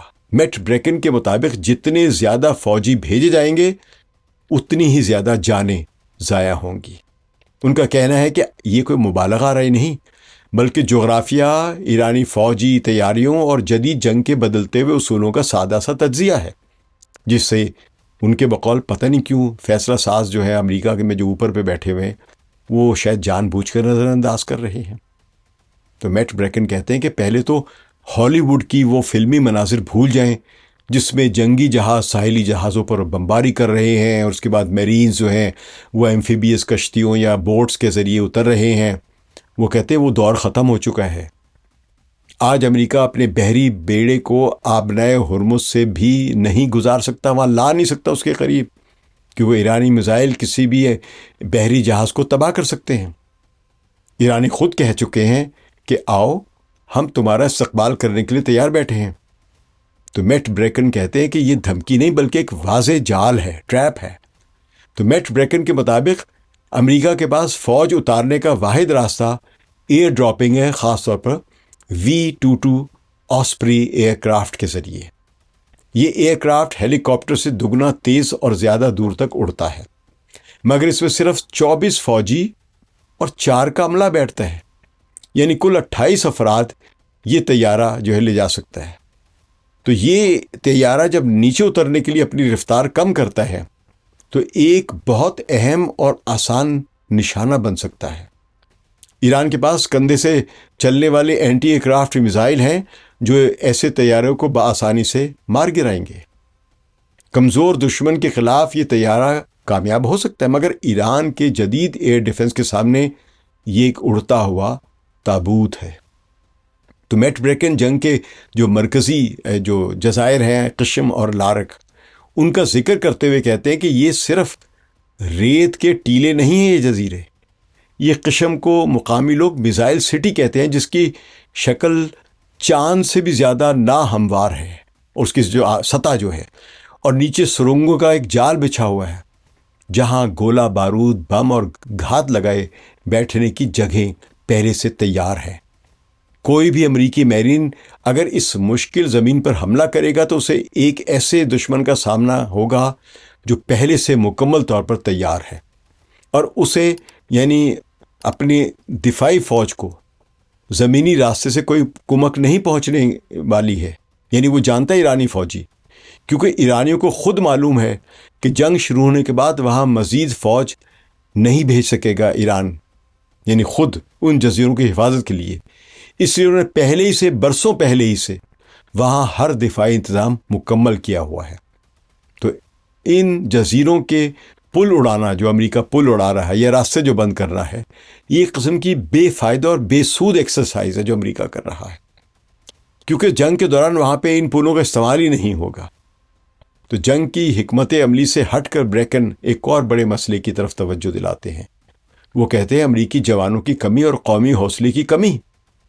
وہ کہتے ہیں کہ دوسری جنگ عظیم اور ویتنام میں امریکی کے پاس جو لاکھوں فوجی تھے جنہیں جبری بھرتی کے قانون کے ذریعے لایا گیا تھا، اور عوام بھی اس وقت کم از کم شروع میں ان جنگوں کی حمایت کرتے تھے، تو آج نہ کوئی جبری بھرتی کا قانون ہے اور نہ ہی عوام کی کوئی جنگی جذباتی یعنی کوئی لگاؤ ہے، وہ کوئی جنگ بھی نہیں لڑنا چاہتے، خاص طور پہ جب یہ کہ لوگوں کو یہ نظر آ رہا ہو کہ یہ اسرائیل کی جنگ لڑی جا رہی ہے، جس سے بہت سے لوگ اب بے عزتی سمجھتے ہیں اپنی اس جنگ میں جانا۔ عوام پہلے ہی اس کے خلاف ہے، اور وہاں کے تو ریٹائرڈ فوجی ویٹرنز جن کو کہا جاتا ہے وہ بھی اس کے خلاف احتجاج کر رہے ہیں۔ تو سوال یہ ہے کہ 5 لاکھ فوجی کہاں سے لائیں گے امریکہ بہادر جو زمینی حملہ کریں گے؟ تو میٹ بریکن کے مطابق امریکہ کے پاس نہ اتنے فوجی ہیں، نہ لاجسٹک کا انتظام، اور نہ ہی قومی عزم ہے۔ میٹ بریکن کہتے ہیں کہ یوکرین روس جنگ نے ثابت کر دیا ہے کہ 1991 کی خلیجی جنگ جیسے آپریشنز کا دور ختم ہو چکا ہے۔ اس وقت امریکہ کو 6 ماہ سعودی بندرگاہوں پر فوج اتارنے اور اڈے بنانے کا موقع ملا، مگر آج ہر فوجی مرکز، ہر گولہ بارود کا ڈھیر اور ہر سپاہی کا اجتماع سیٹلائٹ سے نظر آتا ہے اور درست نشانے پر ہے۔ امریکہ کے جتنے بھی بنے اجتماع کہیں فوج جمع کرے گا، کہیں ان کی کنسنٹریشن کرے گا چڑھائی کے لیے ایران پر، وہ ایران کو پہلی پتہ چل جائے گا کہ کتنے ڈویژن فوج یا کتنے یونٹس کہاں کہاں کھڑے ہیں امریکہ پر، کہ ان یونٹوں پر ایران فوراً میزائل مارے گا یا ڈرونز پھینکے گا۔ پھر ایران کے ساتھ کوئی ساحلی علاقہ وہ مشکل ہے، وہاں پہ کوئی سعودی عرب جیسی کوئی زمینی ایک سرحد نہیں ہے جہاں سے اس نے چڑھائی کی تھی عراق پر 1991 میں۔ اب اگر سمندری رستے سے جائے گا تو اس کی قیمت ایک اپنی ہے۔ تو وہ کہتے ہیں کہ کوئی جادوئی ٹیکنالوجی ایرانی ڈرونز کو نہیں روک سکتی۔ امریکی ٹیکنالوجی کی برتری جدید دفاع کے سامنے ڈھال نہیں بن سکتی ہے جو کہ ایران کرے گا۔ تو آخر میں میٹ بریکن خطے کے امریکی اتحادیوں کی کمزوری کی طرف اشارہ کرتے ہوئے کہتے ہیں کہ خلیجی امراء اور قبائلی سردار سوئس بینکوں میں رقم اور بیرون ملک ولاز رکھتے ہیں۔ جب جنگ کی آخری آگ بھڑکے گی تو یہ لوگ مصر کے بادشاہ شاہ فاروق کی طرح اپنی قوم کو چھوڑ کر فرار ہو جائیں گے۔ ان کے وعدے صرف پیسے لینے کی حد تک محدود ہیں، حقیقی مدد وہ کر ہی نہیں سکتے ہیں۔ تو میٹ بریکن نتیجہ خیز انداز میں کہتے ہیں کہ ایران کے جنوبی ساحلوں پر فوج اتارنے کا سوچنا پچھلی دہائی کے ہر فوجی سبق کو نظر انداز کرنا ہے۔ پچھلی دہائیوں میں جتنی بھی جو امریکہ نے ایمفیبیس کے ذریعے یا کہیں بھی قبضہ کرنے کی ساحل کے ذریعے جو زمین پر قبضہ کرنے کی کوششیں کی ہیں، ان کے لیے ایک فارمولہ تھا کہ کتنے فوجی چاہیے، کتنا اسلحہ چاہیے اور کتنا وقت چاہیے، اور پھر یہ بھی دیکھا گیا کہ وہاں پہ مزاحمت کرنے والوں کی کتنی طاقت ہے۔ تو پورے فارمولے پر پورے نظام بنے ہوئے ہیں، تو ان نظاموں کے مطابق ایک فارمولاز اور لاز بنے ہوئے ہیں، ان سب کو امریکہ فی الحال نظر انداز کرتا ہوا نظر آ رہا ہے۔ تو میٹ بریکن کہتے ہیں ہمارے پاس نہ بحری جہاز ہے، نہ ایئر کور، نہ جوان، نہ عوامی حمایت، ہمارے پراکسی گروپ یعنی کرد یا بلوچ ناقابل بھروسہ ہیں، اور جو عرب حکمران ہیں وہ بھی بہت کمزور ہے۔ تو دشمن مکمل طور پر یعنی ایران مکمل طور پر تیار ہے، اور جو امریکی جرنیل ہیں وہ امیدیں سنا رہے ہیں اپنے رہنما یعنی صدر ٹرمپ کو، جو کہ وہ سننا چاہتے ہیں۔ یعنی صدر ٹرمپ کو تعریف چاہیے تو وہ تعریف کر دیں گے، کیا بات ہے جی، کیا بات ہے۔ تو میٹ بریکن کے مطابق حقیقت یہ ہے کہ آبِ ہرمز کا کوئی ساحل فوجی اڈہ نہیں، بلکہ ایک قبرستان ہے جس کی قبریں بھرنے کے لیے تیار ہیں۔ یعنی وہ اشارتاً یہ کہہ رہے ہیں کہ وہاں پہ پھر امریکی فوجیوں کو دفن کر دیا جائے گا۔ تو وہ یہ مشورہ دیتے ہیں کہ عقل مندی ہے کہ تسلیم کیا جائے کہ اب بحری حملوں اور پراکسی فوجی حملوں کا دور ختم ہو چکا ہے۔ ایران گرینیڈا یا لیبیا نہیں ہے، یہ ایک مضبوط قلعہ اور بہت مضبوط دفاع کا حامل ایک ملک ہے، اور امریکہ چاقو لے کر میزائل جنگ میں کودنے کی پلاننگ کر رہا ہے۔ یہی وجہ ہے کہ بعض ماہرین کہتے ہیں کہ آبِ ہرمز کا مسئلہ صرف بحری طاقت کا نہیں بلکہ پولیٹیکل ول یعنی سیاسی ارادے کا بھی ہے۔ اگر امریکہ ایران کے خلاف محدود کارروائی کرتا ہے تو اگلا سوال یہ ہوگا کہ کارروائی کا مقصد کیا ہے؟ کیا مقصد صرف سزا دینا ہے ایران کو؟ کیا مقصد ایرانی میزائل پروگرام کو نقصان پہنچانا ہوگا؟ یا مقصد یہ ہوگا کہ ایران کو مجبور کیا جائے کہ وہ آبِ ہرمز پر اپنا قبضہ یا کنٹرول جو ہے وہ ختم کر دے؟ اگر آخری مقصد ہو یعنی کنٹرول چھڑانا مقصد ہو تو یہ مسئلہ بہت زیادہ پیچیدہ ہو جاتا ہے، کیونکہ کسی ملک کو صرف نقصان پہنچانا اور کسی ملک کو اپنی بنیادی پالیسی تبدیل کرنے پر مجبور کرنا دو مختلف چیزیں ہیں جو امریکہ کے جرنیل سمجھ ہی نہیں پا رہے ہیں۔ ایران کے بارے میں بعض تجزیہ کاروں کا کہنا ہے کہ آبِ ہرمز اس کے لیے محض ایک فوجی صلاحیت نہیں بلکہ یہ ایران کے لیے ایک سیکیورٹی کی گارنٹی ہے، یعنی ایک حفاظتی ضمانت بن چکا ہے۔ تہران کا نقطۂ نظر یہ ہو سکتا ہے کہ اگر وہ اس صلاحیت سے دستبردار ہو جائے اور مستقبل میں دوبارہ دباؤ کا سامنا پڑے، یعنی امریکہ پھر اس پر حملہ کرتا ہے بعد میں، تو اس کے پاس پھر اپنی حفاظت کے لیے پھر کیا رستہ رہے ہوگا۔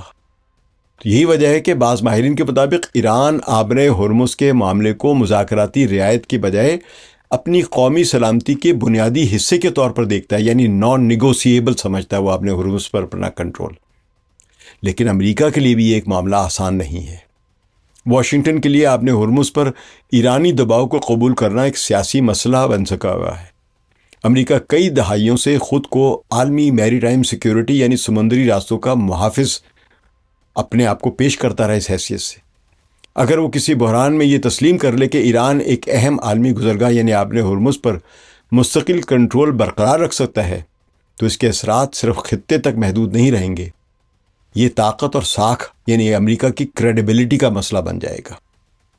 یہی وہ سچویشن ہے جہاں بڑے ممالک کے فیصلے صرف فوجی حساب سے نہیں بلکہ پولیٹیکل سائیکالوجی یعنی سیاسی نفسیات سے بھی متاثر ہوتے ہیں۔ لیکن تاریخ بتاتی ہے کہ بعض اوقات سب سے خطرناک فیصلے اس وقت کیے جاتے ہیں جب طاقتور ریاستیں اپنی کریڈیبلٹی یا ساکھ کو بچانے کی کوشش میں ایسے اقدامات کر بیٹھتی ہیں جن کے نتائج ان کے اصل مقصد کے خلاف نکلتے ہیں۔ تو یہی خطرہ کسی بھی ممکنہ امریکی زمینی کارروائی کے ساتھ بھی موجود ہے۔ امریکہ اپنی کریڈیبلٹی بچانے کے لیے ایران کے خلاف کوئی زمینی کارروائی کر سکتا ہے، لیکن اس کا انجام بڑا خطرناک اور خوفناک ہوگا۔ اگر امریکہ محدود کارروائی سے آگے بڑھتا ہے اور ایرانی سرزمین پر قبضے کی کوشش کرتا ہے تو مسئلہ مزید خطرناک ہو جائے گا، کیونکہ ایران کا جغرافیہ اور آبادی کسی بھی حملہ ور فوج کے لیے بہت بڑا چیلنج بن سکتے ہیں۔ ایران کے شمال مغرب سے ایک پہاڑی سلسلہ شروع ہوتا ہے جسے کوہ زاگروس کہتے ہیں۔ یہ پہاڑی سلسلہ وہاں شروع ہو کر جنوب کی طرف آتا ہے اور پھر جنوب مغرب سے خلیج فارس کے ساحل کے ساتھ آبِ ہرمز تک چلتا ہے۔ یہ 1800 کلومیٹر لمبا، اس سے بھی زیادہ یہ ایک پہاڑی سلسلہ ہے، اور یہ پہاڑی سلسلہ قدرتی طور پر ایران کی فصیل ہے جو ساحل کے ساتھ ساتھ چل رہی ہے۔ ایران کا رقبہ تقریباً 16-17 لاکھ اسکوائر کلومیٹر بنتا ہے، جو کہ برطانیہ، فرانس، جرمنی اور اٹلی کے مجموعی رقبے کے قریب ہے۔ اس کی آبادی 9 کروڑ سے زیادہ اور یہ بہت ایجوکیٹڈ ہے، تیار ہے، جبکہ اس کے اہم پہاڑی علاقے دشوار گزار ہیں اور دفاع کے لیے موزوں ہیں۔ فوجی تاریخ میں کسی بڑے ملک پر قبضہ ہمیشہ مشکل رہا ہے، خاص طور پر ایسے ملک پر جہاں ان کی قومی شناخت، ان کا عزم، ان کی طویل مزاحمت جو ہے وہ اب ایک مثال بن چکی ہوئی ہے، جہاں 3 سے 4 کروڑ کی ایک عوامی فوج بھی موجود ہے۔ یہ ساری دنیا تسلیم کر رہی ہے کہ یہ موجود ہے ایران کے پاس صلاحیت۔ تو جنگی تاریخ کا ایک بنیادی سبق یہ ہے کہ کسی ملک پر حملہ کرنا اور کسی ملک پر کامیابی سے قبضہ برقرار رکھنا دو مختلف چیزیں ہیں۔ جدید دور کی ایئر پاور یعنی فضائی طاقت نے جنگوں کا انداز بدل دیا ہے۔ Fighter jets, satellite surveillance, precision guided missiles weapons جو ہیں، یعنی درست نشانہ لگانے والے ہتھیار اور ڈرونز ہیں، کسی بھی ملک کے اب بنیادی انفراسٹرکچر کو شدید نقصان پہنچا سکتے ہیں۔ جیسا کہ ہم دیکھ رہے ہیں کہ یوکرین جو ہے وہ روس جیسی طاقت کے بنیادی انفراسٹرکچر کو ہٹ کر سکتا ہے، اور ایران جو ہے اپنے ڈرونز اور میزائل کے ذریعے امریکہ کے ملٹری بیسز پر تباہی پھیر رہا ہے۔ لیکن یہ فضائی طاقت کی بہرحال ایک حد ہے۔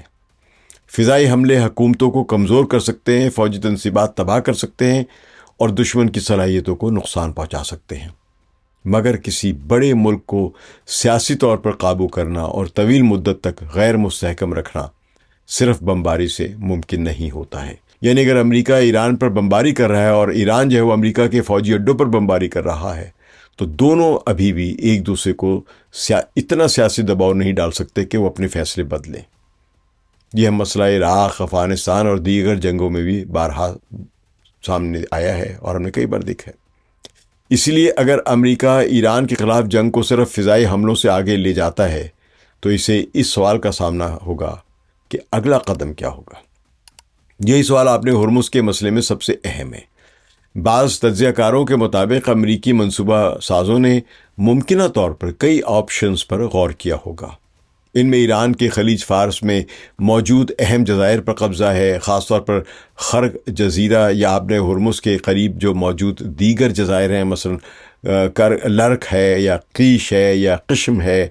یہ کوئی اور جزیرہ مثلا تونب کبیر، تونب صغیر یا ابو موسیٰ اور بھی بہت سارے ہیں، ان پر کنٹرول حاصل کرنا شامل ہو سکتا ہے امریکہ کی منصوبہ بندی میں۔ ہم جانتے ہیں کہ خرق جزیرہ جو ہے یہ ایران کے لیے غیر معمولی اہمیت رکھتا ہے۔ جزیرہ خرق خلیج فارس کے شمال میں ایران کے ساحل سے تقریباً 25 سے 30 کلومیٹر کے فاصلے پر واقع ہے۔ یہ ایک چھوٹا سا مرجانی ایک جزیرہ ہے، اس کی مطلب جو زیر زمین یا زیر آب جو اس کی کہہ لیں، جو اس میں چٹانیں ہیں وہ بڑی رنگین قسم کی ہیں، اور اس کا رقبہ تقریباً 20 مربع کلومیٹر یعنی 7.7 مربع میل ہے، اور اس کی لمبائی تقریباً 8 کلومیٹر اور چوڑائی 5 کلومیٹر تک ہے۔ اس کی ٹوپوگرافی جو ہے اس میں پہاڑی اور چٹانیں ہیں، جس کا اندرونی حصہ پہاڑی ہے یعنی اس جزیرے کا، اور شمالی اور جنوبی سرے اونچی چٹانوں پر جا کے ختم ہوتے ہیں، یعنی 80 میٹر تک کی اس کی چٹان جاتی ہے، جو اس چھوٹے سے جزیرے میں ایک چٹان جو ہے، یعنی یہ پھر صرف ایک جزیرہ فلیٹ نہیں ہے، ریگستان نہیں ہے، یہ ایک چٹان ہے جو جزیرے کی صورت میں وہاں پہ کھڑی ہے، جبکہ مشرقی ساحل جو وہ نچلا ہے اور ریتیلا ہے ادھر کا۔ یہ ایران کے تیل کی برآمدات کا ایک اہم مرکز رہا ہے۔ ایک اندازے کے مطابق ایران کی 90% جو تیل کی برآمدات ہیں وہ اس جزیرے سے ہوتی ہیں، کیونکہ اس کے ارد گرد کا پانی نسبتاً گہرا ہے، اس لیے بڑے بڑے کنٹینر، آئل کنٹینر جو اس کے قریب آ سکتے ہیں۔ اگر یہ بڑے بڑے کنٹینر ایران کے ساحل کی طرف جائیں گے تو وہاں پہ وہ اگراؤنڈ ہو سکتے ہیں، یعنی زمین پہ جو اوپر جو پانی کم ہوتا ہے تو وہاں پہ جہاز یہ پھنس سکتے ہیں۔ تو اگر کوئی طاقت اس مقام پر یعنی جزیرے خرق پر قبضہ کر لے تو ایران کی توانائی کی آمدنی پر کافی دباؤ ڈال سکتی ہے، اور ایران سے مذاکرات میں ایک اہم کارڈ یعنی بارگیننگ چپ کے طور پر استعمال کر سکتی ہے۔ لیکن مسئلہ یہ ہے کہ کسی جزیرے پر قبضہ کرنا اور اسے محفوظ رکھنا ایک جیسی بات نہیں۔ فوجی تاریخ میں کئی مثالیں موجود ہیں جہاں حملہ آور فوج نے ابتدائی کامیابیاں حاصل کی، لیکن بعد میں اس علاقے کو پر جو قبضہ ہے اس کو برقرار رکھنا انتہائی مشکل ثابت ہوا ہے۔ یہاں ایرانی جزیرے خاص طور پر امریکی فوج کے لیے مشکل دفاعی ماحول پیدا کرتے ہیں، کیونکہ اول تو امریکی فوج حملہ کرنے کے لیے جمع کہاں ہوگی؟ اگر انہیں حملہ کرنا، چڑھائی کرنی کسی بھی جزیرے پہ یا خرق پر کرنی ہے تو کہاں پہ جمع ہوں گے؟ بحرین میں جمع ہوں گے یا سعودی عرب کے ساحل پہ جمع ہوں گے یا شاید کویت میں جمع ہوں؟ قطر یہاں سے بہت دور ہے، تو اس لیے یہ 3 جگہیں بنتی ہیں، اور جہاں بھی جمع ہوگی وہاں ایران کے ڈرونز اور میزائل ان کا استقبال کریں گے، اور بالفرض امریکہ کی فوج جزیرے تک کسی بڑی طاقت یا بڑے حملے کے بعد پہنچ بھی جاتی ہے تو پہلے تو جزیرے کی اپنی چٹانوں میں بنی ہوئی ٹنلز کا ایک نیٹ ورک ہے جو امریکی گھس بیٹھیوں کا وہی حال کرے گا جو لبنان کے حزب اللہ والے جنگجو جو ہیں وہ اسرائیلی فوج کا جنوبی لبنان میں کر رہے ہیں۔ ایران کے اس جزیرے میں بہت سارا دفاعی ساز و سامان اور سسٹم موجود ہے، آلریڈی انہوں نے انسٹال کیا ہوا ہے۔ انہیں معلوم ہے کہ اس جزیرے پر قبضہ کرنے کی کوشش کی جا سکتی ہے، آج نہیں بلکہ سن 1980 میں جب ایران عراق جنگ ہوئی تھی اس وقت بھی کوشش ہوئی تھی۔ تو اس وقت سے ایران نے اس جزیرے کو کس طرح پروٹیکٹ کرنا ہے، کس طرح اس کو ڈیفینڈ کرنا ہے، اس کے منصوبے بہت سارے بنائے ہوئے ہیں۔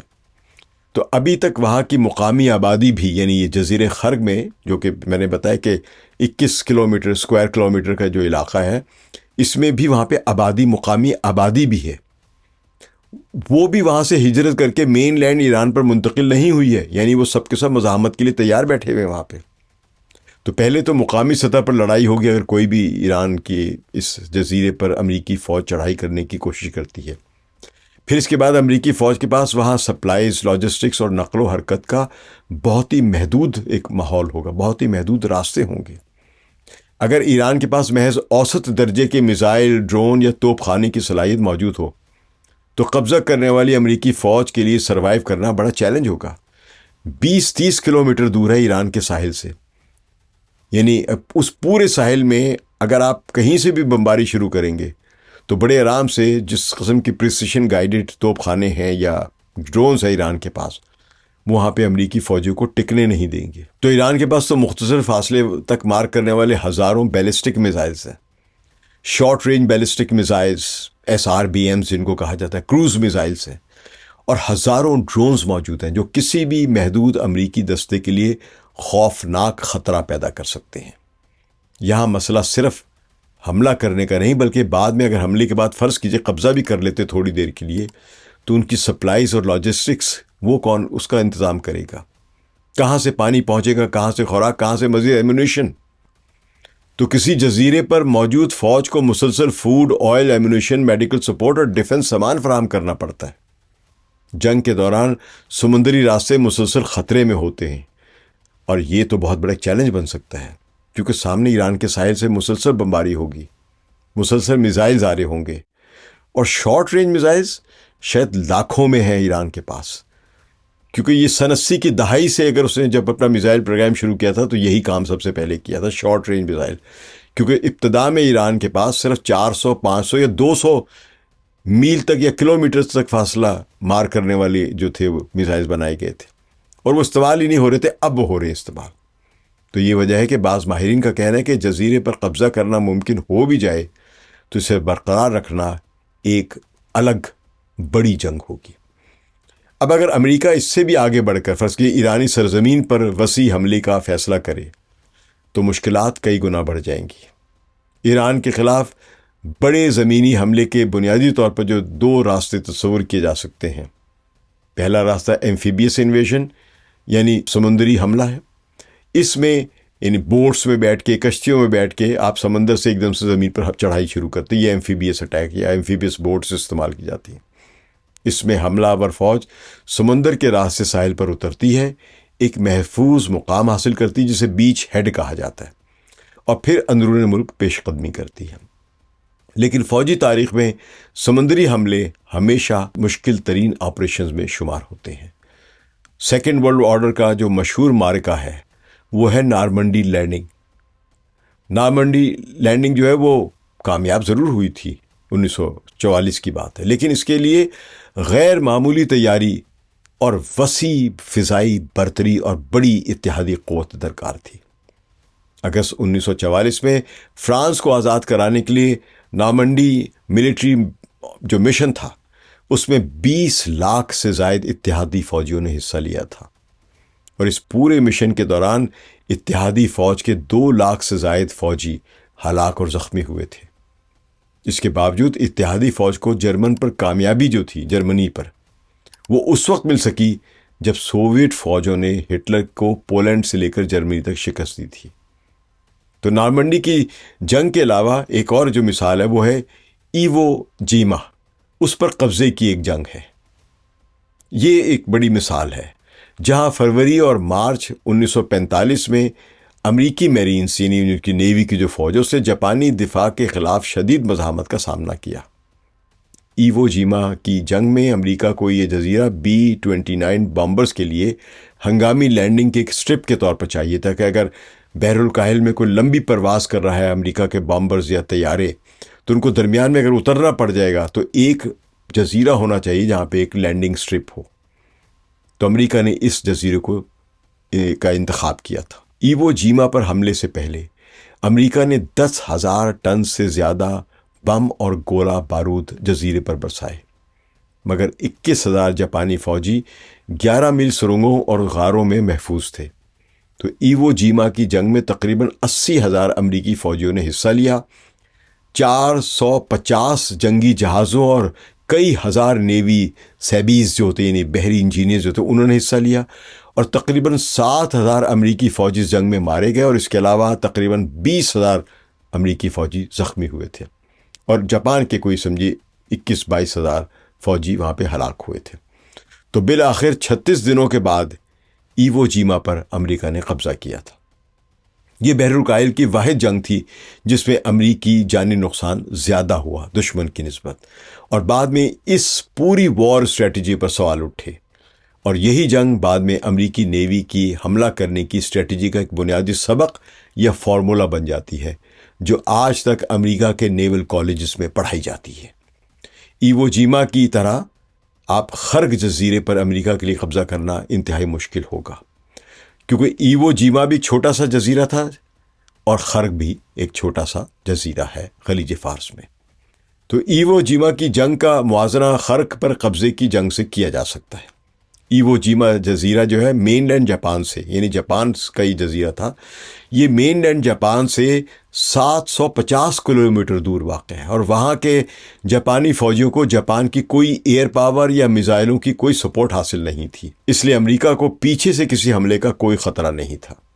اس کے برعکس جزیرہ خرگ پر ایران کے پاس جدید میزائل، ڈرونز اور اینٹی شپ ہتھیار ہیں، اور ایرانی سرزمین سے اس کی قربت یعنی جو ایران کی مین لینڈ جو ساحل ہے وہاں سے اس کے جو فاصلہ ہے وہ تقریباً 25 سے 30 کلومیٹر بنتا ہے۔ یہاں کوئی بھی غیر ملکی انویڈنگ آرمی جو ہے یعنی امریکہ، وہ پھر مسلسل جوابی حملوں کا خطرے کا شکار رہے گا، جبکہ آپ نے ہرمز کی موجودہ بندش امریکی بحری جہازوں کی نقل و حرکت کو بھی محدود کر دیتی ہے، جس کی وجہ سے اس پر قبضہ کرنا تو ایک بات ہے، اگر قبضہ ہو بھی گیا تو اسے برقرار رکھنا بھی ایک ناممکن فوجی چیلنج بن جائے گا امریکہ کے لیے۔ اگر امریکہ اس جزیرے پر قبضہ کرنے کی کوشش کرتا ہے تو ایران پورے خلیج فارس میں امریکی اور اس کے اتحادیوں کے تیل کے اثاثوں کو نشانہ بنا سکتا ہے اور جنگ کو مزید پھیلا سکتا ہے، جس کے عالمی سطح پر پھر بہت زیادہ تباہ کن معاشی نتائج نکلیں گے۔ ایران کے ساحلوں پر اگر قبضہ کرنے کے معاملے کو دیکھا جائے تو یہاں مسئلہ یہ ہے کہ خلیج فارس کے ساحلی علاقوں میں پہلے ہی ایرانی میزائلوں کی جو ہے وہ زد میں ہیں، وہاں پہ پہلے ہی سے ایران نے بہت ساری ڈپلائمنٹ تعیناتی کی ہوئی ہے۔ اگر امریکی فوج کو بڑی تعداد میں کسی ساحلی علاقے کے قریب جمع ہونا پڑے تو چڑھائی سے پہلے ہی ایرانی حملے کا ہدف بن سکتے ہیں، بلکہ حملے سے پہلے ہی جہاں بھی جمع ہوں گے حملہ کرنے کے لیے وہیں ان پر حملے کیے جا سکتے ہیں۔ اس لیے بعض ماہرین کے مطابق زیادہ قابل تصور راستہ جو ہے وہ خلیج عمان کے ساحلی علاقوں یعنی خاص طور پر چابہار، کونارک اور جسک کے قریب کارروائی کی صورت میں ہو سکتا ہے۔ یہ علاقہ پاکستان کے قریب ہے، اور یہاں پہ پاکستان کا کردار بھی بڑا اہم بن جاتا ہے کہ کیا وہ امریکہ کو اس قسم کی فوجی کارروائی کے لیے کوئی مدد و معاونت دے گا یا انکار کرے گا۔ ابھی ہم دیکھتے ہیں کہ پاکستان کس حد تک امریکہ کو نہ کر سکتا ہے۔ مگر چابہار سے بندر عباس، اگر فرض کیے چابہار سے بھی آ جاتے ہیں تو چابہار سے بندر عباس تقریباً یعنی جو اسٹریٹ آف ہرمز ہے وہ 200 کلومیٹر دور ہے، اور راستے میں کئی پہاڑ ہیں، درجہ حرارت 45 سے 50 سیلسیس ڈگری ہے۔ تو یہاں پر امریکہ ٹینک نہیں اتار سکتا ہے، جیپیں گاڑیاں چلانا ان کے لیے بہت مشکل ہوگا۔ تو یہاں بھی مسئلہ صرف اس حد تک کہ مشکل نہیں ہوگا، کسی ساحل پر اترنے کے بعد اصل جنگ شروع ہوتی ہے۔ ایک چھوٹے سے بیچ ہیڈ تک تو آپ پہنچ جاتے ہیں، لیکن اس کے بعد پھر کرنا کیا ہے؟ تو میرینز کا مقصد صرف ساحل تک پہنچنا نہیں ہوتا، بلکہ وہاں ایک محفوظ علاقہ قائم کرنا ہوتا ہے، اندرون ملک پیش قدمی کرنا ہوتا ہے اور مقامی مزاحمت کا مقابلہ کرنا ہوتا ہے۔ تو ایران کی ایک بڑی خصوصیت اس کی فوجی آبادی یعنی اور ڈیفنس ڈیپتھ ہے۔ ایرانی مسلح افواج میں باقاعدہ ایک تو سپاہ ہے، ارتش جس کو وہ کہتے ہیں، اور ایک پاسداران انقلاب کی سپاہ ہے، یعنی اسلامی آپ جس کو IRGC اب انگلش میں کہتے ہیں، اور دیگر پھر نیم فوجی یا رضاکار سٹرکچر شامل ہے، جس سے بسیج بھی ہے۔ بہت سے لوگوں نے 3 کروڑ سے زیادہ لوگوں نے تو وہاں پہ اپنے آپ کو رجسٹر کروایا ہوا لڑنے کے لیے۔ تو ایران کے پاس لاکھوں تربیت یافتہ افراد موجود ہیں جو مختلف سطحوں پر مزاحمت کر سکتے ہیں۔ صرف بسیج جو ہے وہ اس علاقے کی، وہ 1 لاکھ اضافی فائٹرز فوراً چند ہفتوں میں پیدا کر سکتی ہے، تیار کر سکتی ہے۔ اگر کسی بیرونی فوج کو ایران کے اندر داخل ہونے کا موقع بھی مل جائے تو اسے صرف سامنے موجود فوج کا سامنا نہیں ہوگا، بلکہ ایک ایسے معاشرے کا سامنا ہوگا جہاں جنگ کو قومی مزاحمت کے طور پر پیش کیا جا سکتا ہے۔ پھر میزائلوں اور ڈرونز کی بمباری مسلسل قابض دستوں کو الجھائے رکھے گی۔ یہی وجہ کہ بعض تجزیہ کار ایران کو اسٹریٹجک ڈیپتھ رکھنے والا ایک ملک یا ریاست قرار دیتے ہیں۔ اسٹریٹجک ڈیپتھ کا مطلب صرف جغرافیہ ہی نہیں ہے، بلکہ یہ بھی کہ ایک ملک کتنے عرصے تک نقصان برداشت کرنے کی ہمت رکھتا ہے، کتنے عرصے تک جنگ جاری رکھ سکتا ہے۔ ایران کے پاس پہاڑی علاقے، بڑی آبادی، توانائی کے وسائل، تاریخی راستے اور تاریخی ریاستی ادارے موجود ہیں، اور اس سے بڑھ کر ریجنل پارٹنرز موجود ہیں۔ آپ نے ہرمز پہ یا ایران کے ساحلوں پہ جو جنگ ہوگی وہ صرف وہیں تک محدود نہیں رہے گی، وہ پھر باب المندب تک بھی پھیلے گی۔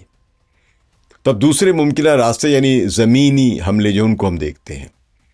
اگر امریکہ عراق کے راستے ایران میں داخل ہونے کی کوشش کرے گا تو اسے ایک مختلف مسئلے کا سامنا ہوگا۔ یہ وہی راستہ ہے جسے 2003 میں امریکہ نے عراق پر حملے کے دوران استعمال کیا تھا۔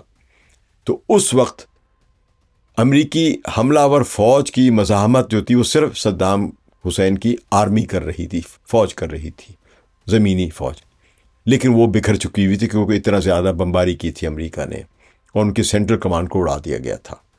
جبکہ عوام جو تھے وہ صدام حسین کے خلاف تھے، خاص طور پہ کرد علاقوں کے اور شیعہ حصے کے جو بنتے ہیں عراق میں، وہ صدام حسین کے خلاف تھے۔ تو انہوں نے مدد کی یا نہیں کی یہ الگ بحث ہے، لیکن اس وقت امریکہ کو اس قسم کی ہاسٹیلٹی کا سامنا نہیں کرنا پڑ رہا تھا۔ لیکن آج صورتحال مختلف ہے۔ جنوبی عراق کی آبادی، خاص طور پر شیعہ اکثریتی علاقے جو ہیں، وہ ایران کے ساتھ گہرے مذہبی، سیاسی اور سماجی یعنی سوشل ریلیشن شپ رکھتے ہیں۔ ابھی سید علی خامنہ ای کا جب جنازہ گیا ہے وہاں پہ کربلا اور نجف میں، تو وہاں پہ 1 کروڑ، 1.25 کروڑ، یا بعض لوگ 1.5 کروڑ کہتے ہیں، اس سے زیادہ لوگ شاید وہاں پہ موجود تھے جنہوں نے اس جنازے میں براہ راست یا بالواسطہ شرکت کی ہے۔ یہاں یہ سمجھنا ضروری ہے کہ عراق کئی قسم کے چیلنجز میں گھری ہوئی ایک ریاست ہے جہاں مختلف سیاسی اور مسلح گروہ موجود ہیں۔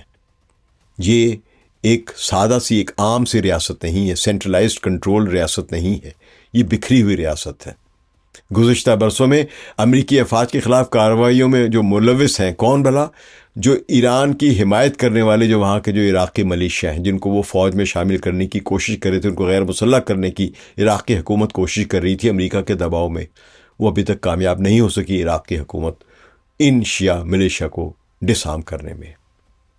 تو یہ گروہ جو ہے ان کے پاس راکٹ بھی ہیں، ڈرونز بھی ہیں اور دیگر ہتھیار بھی موجود ہیں۔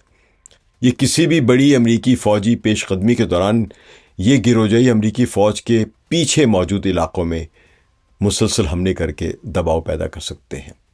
تو فوجی زبان میں سے کہتے ہیں ہوسٹائل ریئر ایریا، یعنی دشمنوں کا عقبی علاقہ۔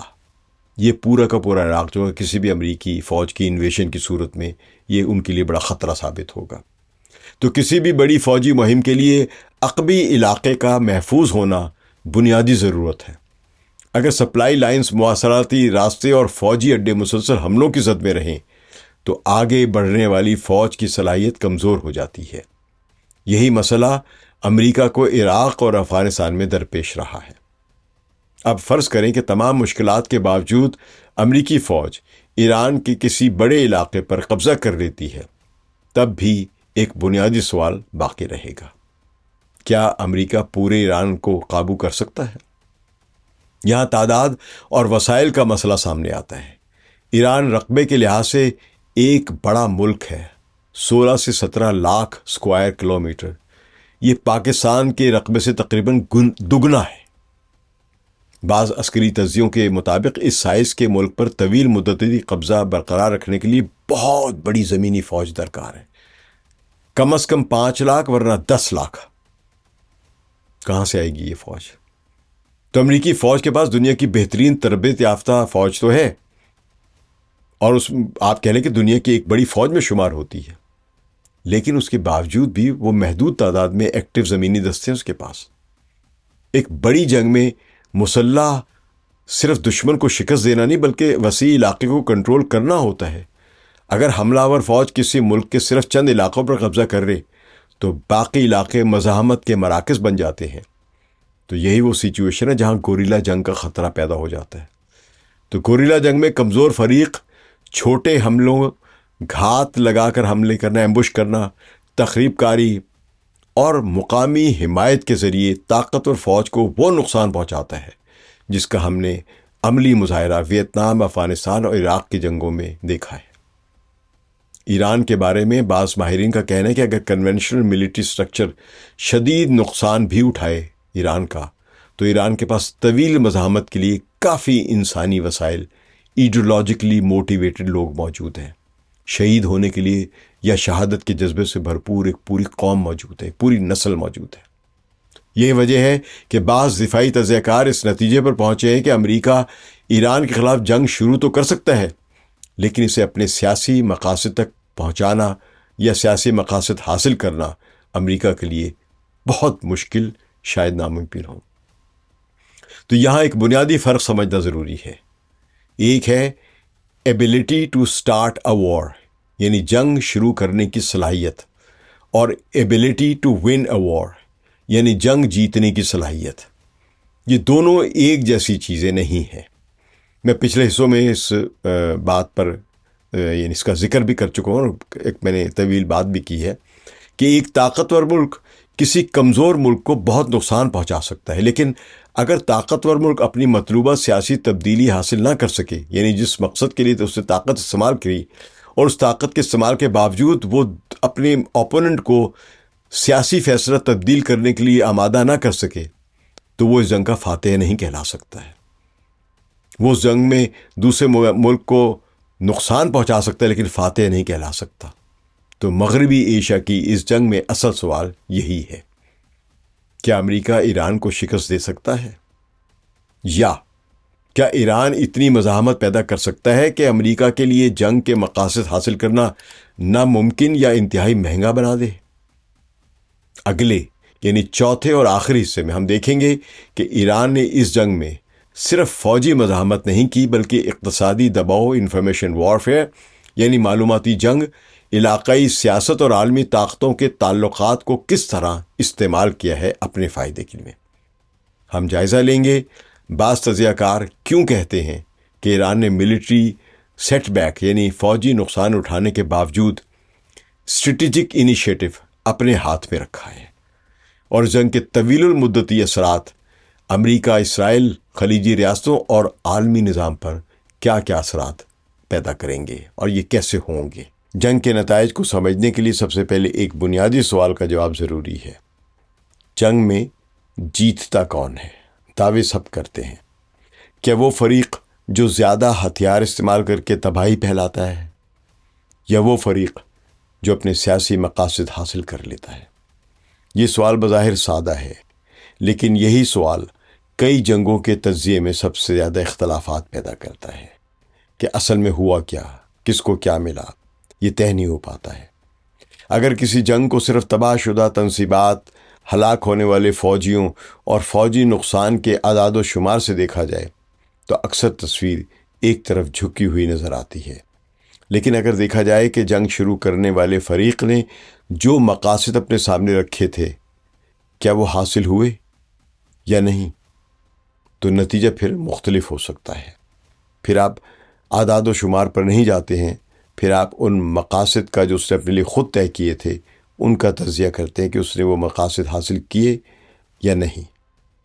ایران کے بارے میں بعض مغربی تجزیہ کاروں، جن میں پالیسی ٹینسر کے نام سے لکھنے والے انصر فاروقی ایک ہیں، نیو یارک میں رہتے ہیں، میں نے پہلے بھی ذکر کیا ان کا، اور امریکی میرین کور کے ایک سابق افسر ہے اینڈریو ملبرن، اور اسرائیلی ڈیفنس ریسرچر ہیں، وہاں کے ایک یونیورسٹی میں فیلو ہیں، پینینا شوکر، یہ شامل ہیں جن کا میں نے آرٹیکلز پڑھ کے اور جو نتیجہ بنتا ہے وہ میں نے آپ کے سامنے پیش کر رہا ہوں۔ تو یہ نیو یارک میں رہنے والے انصر فاروقی ان بہت پہلے پہل کے تجزیہ کاروں میں سے ایک ہیں جنہوں نے 28 فروری کو اسرائیل اور امریکہ کی ایران کے خلاف جنگ کے 6 دنوں بعد، تقریباً ایک ہفتے بعد، اعداد و شمار کے ساتھ بتا دیا تھا کہ یہ جنگ امریکہ اور اسرائیل نہیں جیت سکتے ہیں۔ سب لوگ حیران تھے، مگر ان کی بات بالآخر درست ثابت ہوئی اور امریکہ نے سیز فائر کے لیے خود کوشش کی۔ تو اب یہ میں عرض کر دوں کہ انصر فاروقی جو ہیں یہ ایک میتھمیٹیشین ہیں، پی ایچ ڈی میتھمیٹکس میں ان کی، اور انہوں نے فائنانس کی لیول کی یہ تجزیے کرتے ہیں، یعنی اعداد و شمار رکھ کے یہ تجزیے بناتے ہیں۔ تو انہوں نے دونوں ملکوں یعنی اسرائیل اور امریکہ کی ایک طرف اور ایران کی ایک طرف جو بھی ان کی ایک ملٹری پاور تھی، اسٹرینگتھ تھی، نیچر آف پاور تھی، کون کس طرح لڑ رہا تھا، کون کیسے لڑ رہا تھا، ان تمام چیزوں کو انہوں نے ایک میتھمیٹیکل فارمولا میں رکھ کے پیش کیا ہے، اور اس کے نتیجے جو نکلے وہ انہوں نے بیان کیے ہیں۔ تو بہرحال جو لوگوں کا پورا اوریجنل آرٹیکل پڑھنا چاہیے ان کے سب اسٹیک پہ جا کے ان کا آرٹیکل ڈاؤن لوڈ کر سکتے ہیں، پڑھ سکتے ہیں۔ تو بہرحال انصر فاروقی اور اینڈریو ملبرن اور پینینا شوکر کا اپنے الگ الگ آرٹیکلز میں کہنا ہے کہ ایران نے اپنی جنگ ایک مختلف انداز میں لڑی۔ ان کے مطابق امریکہ اور اسرائیل ایک ایسی جنگ لڑ رہے تھے جس کا مرکز فوجی طاقت کے ذریعے ایرانی صلاحیتوں کو ختم کرنا تھا، یعنی ملٹری طور پہ ایران کو ڈی گریڈ کرنا تھا، جبکہ ایران ایک ایسی جنگ لڑ رہا تھا جس کا مقصد مکمل فوجی فتح نہیں بلکہ سروائیول، یعنی ایران کی بقا، اور ریزسٹنس یعنی مزاحمت اور مخالف فریق کے لیے جنگ کی قیمت بڑھانا۔ یہ بہت اہم نقطہ، اس لیے میں بار بار ان کو دہراتا رہتا ہوں۔ یہ فرق بہت اہم ہے۔ ایک بڑی طاقت اکثر یہ سمجھتی ہے کہ اگر وہ دشمن کے زیادہ سے زیادہ اہداف تباہ کر دے تو دشمن شکست مان لے گا، لیکن کمزور فریق کبھی کبھی شکست کے باوجود سیاسی طور پر زندہ رہتا ہے اور جنگ کے بعد مذاکرات کی میز پر زیادہ مضبوط پوزیشن حاصل کر چکا ہوتا ہے۔ یہی وہ نقطہ ہے جسے بعض ماہرین ایران کی تھیوری آف وکٹری قرار دیتے ہیں۔ ایران کی حکمت عملی کے مطابق اسے امریکہ یا اسرائیل کو کنونشنل کسی بھی ایک بیٹل فیلڈ میں شکست یا میدان جنگ جس کو ہم کہتے ہیں اس میں شکست دینے کی ضرورت نہیں تھی۔ اسے صرف اتنا کرنا تھا کہ وہ اتنا نقصان پہنچا سکے کہ مخالف اتحاد اپنے اصل مقاصد پر نظر ثانی کرنے پر مجبور ہو جائے۔ یہی وجہ ہے کہ ایران نے اپنی کنونشنل کمزوری کو اپنی اسٹریٹجک کمزوری نہیں بننے دیا۔ ایران نے امریکہ اور اسرائیل ایئر سپیریورٹی جو تھی یعنی فضائی برتری جو تھی اس کو براہ راست چیلنج کرنے کے بجائے اس کے سپورٹنگ آرکیٹیکچر یعنی ان کو چلانے والا جو نظام ہے اس کو نشانہ بنانے کی کوشش کی۔ تو جدید ایئر پاور صرف فائٹر جیٹ سے نہیں ہوتی یا اس کی وجہ سے ہی قائم نہیں ہوتی ہے، اسے ایندھن کہہ لیں یا جیٹ پیٹرول خاص قسم کا جو ہوتا ہے وہ چاہیے ہوتا ہے، انٹیلیجنس چاہیے ہوتی ہے، radar, communication systems, command and control اور ایئرپورٹس اور سپلائی چین کی ضرورت ہوتی ہے۔ تب آپ ایئر سپیریورٹی قائم کر سکتے ہیں۔ اگر کوئی کمزور فریق دشمن کے پورے ایئر سسٹم کو تباہ نہ بھی کر سکے لیکن اس کی کارکردگی، رفتار اور اس کی قیمت کو متاثر کر دے، یا ان کے ری فیولنگ ٹینکس کو اڑا دے، یا ان کے اویکس جیسے ایئر سرویلنس ایئر کرافٹ ان کو اڑا دے، یا ان کی کیا کہہ لیں کہ ناقابل فتح F-35 کو گرا کر دکھا دے، تو اس سے طاقتور دشمن پر بھی ایک اسٹریٹجک دباؤ پیدا ہو جاتا ہے۔ یہی وجہ ہے کہ میزائل اور ڈرون کی جو جنگ ہے اس نے جدید ملٹری سوچ کو بالکل اب تبدیل کر دیا ہوا ہے۔ یعنی ایران کے میزائلوں نے، ایران کے ڈرونز نے دنیا کی جو بڑی بڑی وار اسٹریٹجیز تھیں ان کے بارے میں بڑے بنیادی سوالات کھڑے کر دیے ہیں۔ ایک مہنگے فائٹر جیٹ یا بحری جہاز کو نقصان پہنچانے کے لیے ہمیشہ اسی قیمت کا ہتھیار درکار نہیں ہوتا ہے۔ کبھی کبھی کم قیمت والا ڈرون یا میزائل ایک ایسے نظام کو تباہ کر سکتا ہے یا نقصان پہنچا سکتا ہے جس کی قیمت کہیں زیادہ ہوتی ہے۔ مثلا قطر کے العدید ایئر بیس پر امریکہ کا $1 ارب کی مالیت کا ریڈار سسٹم لگا ہوا تھا۔ وہ ایران کے بہت معمولی قیمت کے ڈرون اور میزائل کے حملے میں تباہ ہوا تھا۔ یہ 40 دنوں کی جنگ کے دوران۔ اسے قیمت کا عدم توازن یا کاسٹ ایسیمیٹری کہتے ہیں۔ یوکرین جنگ نے بھی دنیا کو یہ دکھایا کہ جدید جنگ میں نسبتاً کم قیمت والے ڈرونز بڑے ملٹری سسٹمز کے لیے مسلسل چیلنج پیدا کر سکتے ہیں۔ ایران نے بھی اسی اصول کو اپنا ملٹری اسٹریٹجی کا حصہ بنایا، لیکن ایران کی سب سے اہم کامیابی بعض تجزیہ کاروں کے مطابق صرف فوجی میدان میں نہیں بلکہ سیاسی اور نفسیاتی میدان میں بھی تھی۔ جنگوں میں عام طور پہ بیانیہ یعنی نیریٹو بھی ایک ہتھیار ہوتا ہے۔ جو فریق اپنے عوام، اپنے اتحادیوں اور عالمی رائے عامہ کو یہ باور کرا دے کہ وہ شکست نہیں کھا رہا بلکہ مزاحمت کر رہا ہے، وہ جنگ کے سیاسی اثرات کو تبدیل کر سکتا ہے۔ ایران نے گزشتہ کئی دہائیوں میں ریزسٹنس نیریٹو یعنی مزاحمت کے بیانیوں کو اپنی ریاستی شناخت کا حصہ بنایا۔ 1979 کے انقلاب اور ایران عراق جنگ کی اور پابندیوں اور مسلسل علاقائی کشیدگی نے ایران کی سیاسی ثقافت میں یہ تصور مضبوط کیا کہ بیرونی دباؤ کا جواب مزاحمت سے اور صبر سے دینا ضروری ہے۔ اس حکمت عملی کے حامی اسے قومی خود مختاری کا دفاع یا اسٹریٹجک پیشنس وہ قرار دیتے ہیں، جبکہ مخالفین اسے علاقائی کشیدگی بڑھانے والی پالیسی کہتے ہیں۔ لیکن تجزیے کے نقطۂ نظر سے اہم بات یہ ہے کہ ایران نے اس بیانیے کو ایک اسٹریٹجک ٹول کے طور پر استعمال کیا۔ دوسری طرف امریکہ اور اسرائیل کے لیے سب سے بڑا مسئلہ یہ تھا کہ ان کی جنگی مقاصد واضح اور محدود نہیں رہے۔ ابتدا میں کچھ کہا، مثلا کہ ایک مقصد یہ تھا کہ رژیم چینج کرنا ہے، یا ایران کی فوجی صلاحیت کو کمزور کرنا ہے، یا ان کا نیوکلیئر پروگرام جو اس کو تقریباً ختم کرنا ہے یا تباہ کرنا ہے۔ تو سوال پیدا ہوا کہ اس کے بعد کیا ہوگا؟ اگر مقصد ایران کے سیاسی نظام کو تبدیل کرنا تھا تو اس کے لیے زمینی قبضے اور طویل مدتی موجودگی کی ضرورت ہوتی ہے، جیسے کہ عراق میں کیا تھا۔ اگر مقصد صرف دباؤ ڈالنا تھا تو ایران نے بھی جواب میں دباؤ کے ایسے ذرائع استعمال کیے جو امریکہ اور اس کے اتحادیوں کے لیے نقصان دہ ثابت ہوئے۔ یہی وہ مقام ہے جہاں وار اسٹریٹجی اور پولیٹیکل ریالٹی کے درمیان ایک فرق سامنے آ جاتا ہے۔ ایک ملٹری آپریشن کامیاب تب ہوتا ہے جب اس کا اختتام واضح ہو۔ اگر جنگ کا مقصد صرف دشمن کو سزا دینا ہو تو مسئلہ یہ ہوتا ہے کہ سزا کے بعد سیاسی نتیجہ کیا ہوگا۔ اگر دشمن اپنی بنیادی پالیسی برقرار رکھتا ہے تو کیا جنگ کا مقصد حاصل ہوا؟ یہ سوال عراق، افغانستان اور دیگر تنازعات میں بھی سامنے آیا ہے۔ اب عالمی معیشت کے پہلو کو دیکھیں۔ آبلۂ ہرمز کے بحران نے دنیا کو یہ یاد دلایا کہ عالمی نظام میں کچھ جغرافیائی مقامات کی اہمیت ان کے رقبے سے نہیں بلکہ ان کے اثرات اور ان کے محل وقوع سے بنتی ہے۔ گلوبل انرجی مارکیٹ یعنی توانائی کی عالمی منڈی، تیل کی قیمتیں، شپنگ کاسٹ، انشورنس کی قیمت، سپلائی چین اور صنعتی پیداوار سب ایسے فیکٹرز ہیں جو ایک محدود جغرافیائی بحران سے متاثر ہو سکتے ہیں۔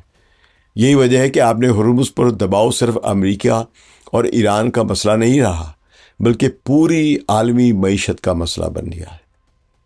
یعنی امریکہ کے اندر جو تیل کی قیمتیں بڑھی ہیں وہ امریکہ کی اندرونی سیاست پر اثر انداز ہوگی، اور جو عالمی سطح پر تیل کی قیمتیں بڑھی ہیں اور عالمی معیشت کسی ایک قسم کی بہت گروتھ ریٹ اس کے منفی ہو رہا ہے یا کم ہو رہا ہے، تو وہ ایک دوسرا مسئلہ ہے۔ چین، یورپ، انڈیا، جاپان اور دیگر بڑی اکانومیز ان دو راستوں سے یعنی ایک آبلۂ ہرمز اور باب المندب یہ ان کی سلامتی میں دلچسپی رکھتی ہیں، کیونکہ توانائی اور تجارت کا عالمی نظام جو ہے وہ باہم جڑا ہوا ہے۔ یہاں ایران کی اسٹریٹجی کا ایک اہم پہلو سامنے آتا ہے۔ خلیج فارس میں ہونے والی تیل کی برآمد شاید دنیا کی کل قیمت کی ضروریات کا 20% ہے، لیکن پیٹرو ڈالر یعنی امریکی ڈالر کی مضبوطی کا سب سے بڑا ستون اسی خلیج کے ممالک کے تیل کی برآمدات میں ہے، جنہوں نے 1974 سے یعنی 1974 سے باقاعدہ یہ طے کیا تھا، امریکہ کے ساتھ ایک معاہدہ کیا تھا کہ وہ اپنا تیل امریکی ڈالر میں فروخت کریں گے، صرف امریکی ڈالر میں۔ تو یہ معاہدہ نہ صرف امریکی ڈالر کی طلب کا ایک سبب بنتا ہے، یعنی طلب میں جو اضافہ ہوتا ہے وہ اس پیٹرو ڈالر کے اس معاہدے کی وجہ سے ہوتا ہے، بلکہ امریکی معیشت کو بھی استحکام ملتا ہے۔ اس معاہدے کے بعد پھر ساری دنیا میں تیل کی تجارت امریکی ڈالر میں ہی ہونے لگی۔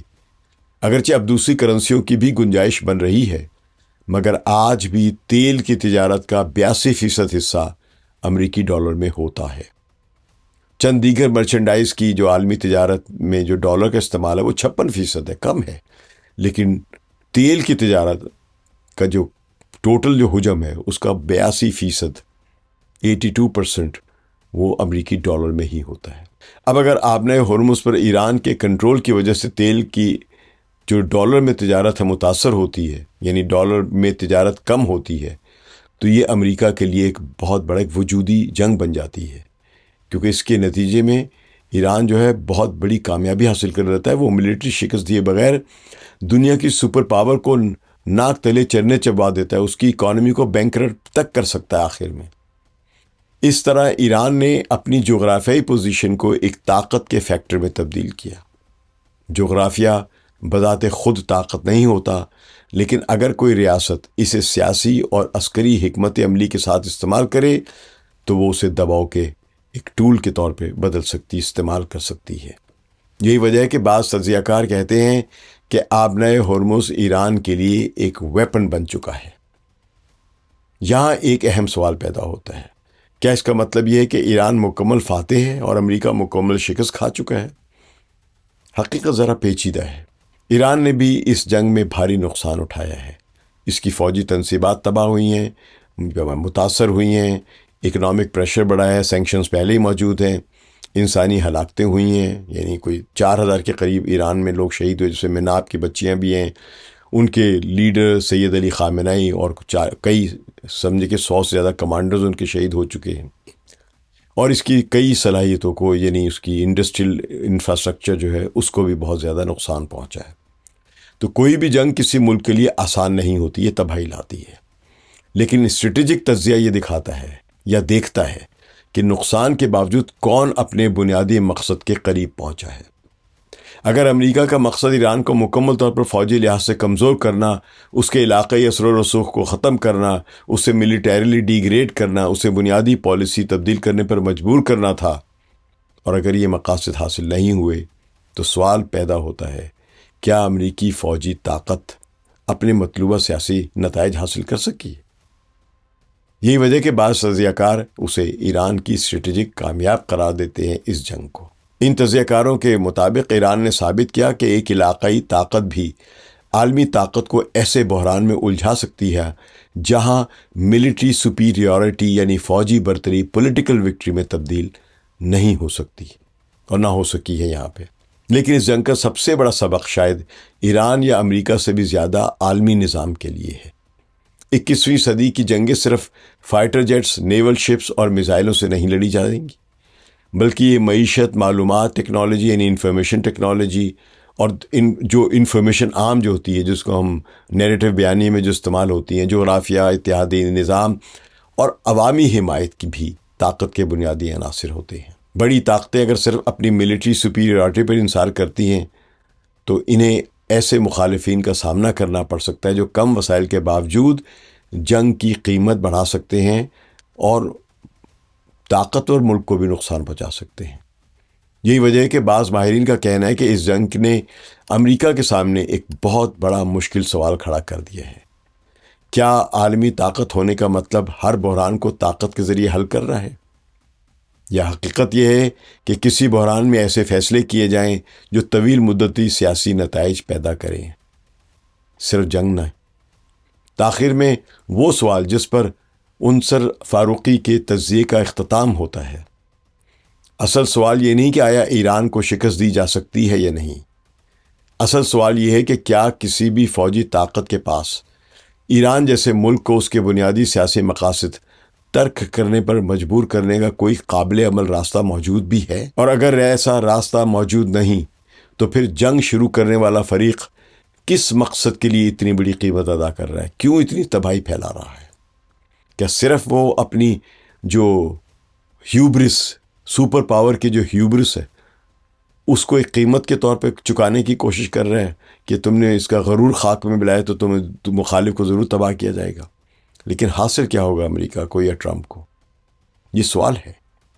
تو مغربی ایشیا کی اس جنگ کا سب سے بڑا سبق یہی ہے کہ جدید دور میں طاقت صرف تباہ کرنے کی صلاحیت کا نام نہیں، طاقت یہ بھی ہے کہ آپ دشمن کو اپنی مرضی کے مطابق فیصلے کرنے پر مجبور کر سکیں.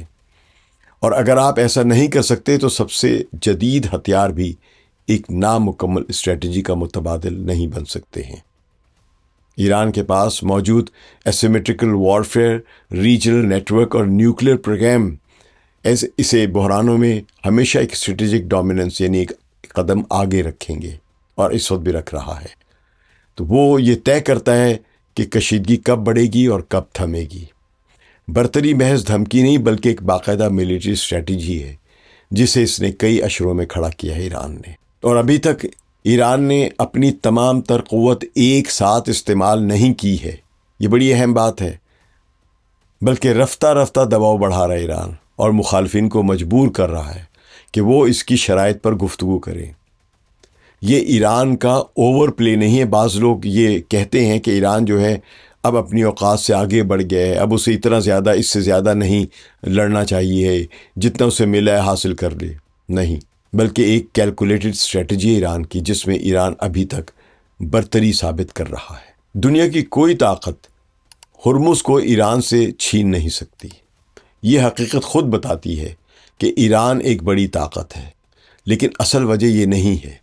اصل وجہ یہ ہے کہ ایران نے سائنس اور انجینئرنگ میں وہ مہارت حاصل کر لی ہے جو اسے میزائل ٹیکنالوجی میں دنیا کی ایک اہم طاقت بناتی ہے، خاص طور پر پریسیشن سٹرائکس کے معاملے میں.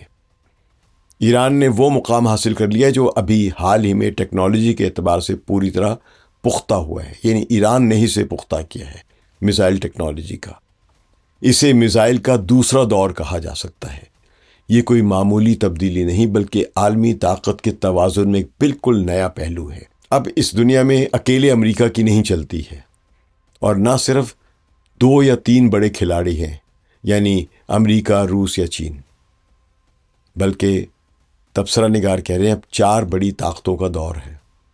روس اور چین کے علاوہ ایک اور بڑی طاقت اب میدان میں آ چکی ہوئی ہے، ایک ماہر میزائل طاقت جو اپنے ایک مضبوط نظریے کے ساتھ کھڑی ہے. اور یہ تینوں مل کر امریکہ کے اب سامنے کھڑے ہیں. تو ان بڑی میزائل طاقتوں کے گرد علاقے جو ہیں وہ ایسے ہیں جہاں وہ دوسروں کو داخل ہونے سے روک سکتے ہیں، یعنی ٹیکنیکلی جس کو کہتے ہیں زون آف ڈینائل. تو اس وجہ سے امریکہ کے لیے اپنی فوجی موجودگی یا اثر و رسوخ پھیلانا خاص طور پہ ویسٹ ایشیا میں یعنی مغربی ایشیا میں اب پہلے سے کہیں زیادہ مشکل ہو گیا ہے. عالمی سطح پر جہاں پہلے امریکہ کا ایک طرفہ یعنی یک طرفہ تسلط تھا، وہاں اب وہ کنٹرول کم ہو گیا ہے. تو انصر فاروقی کہتے ہیں کہ فوجی اعتبار سے یونی پولر ورلڈ کا خاتمہ ہو چکا ہے اور ایران اس نئی ترتیب کا ایک اہم ستون ہے.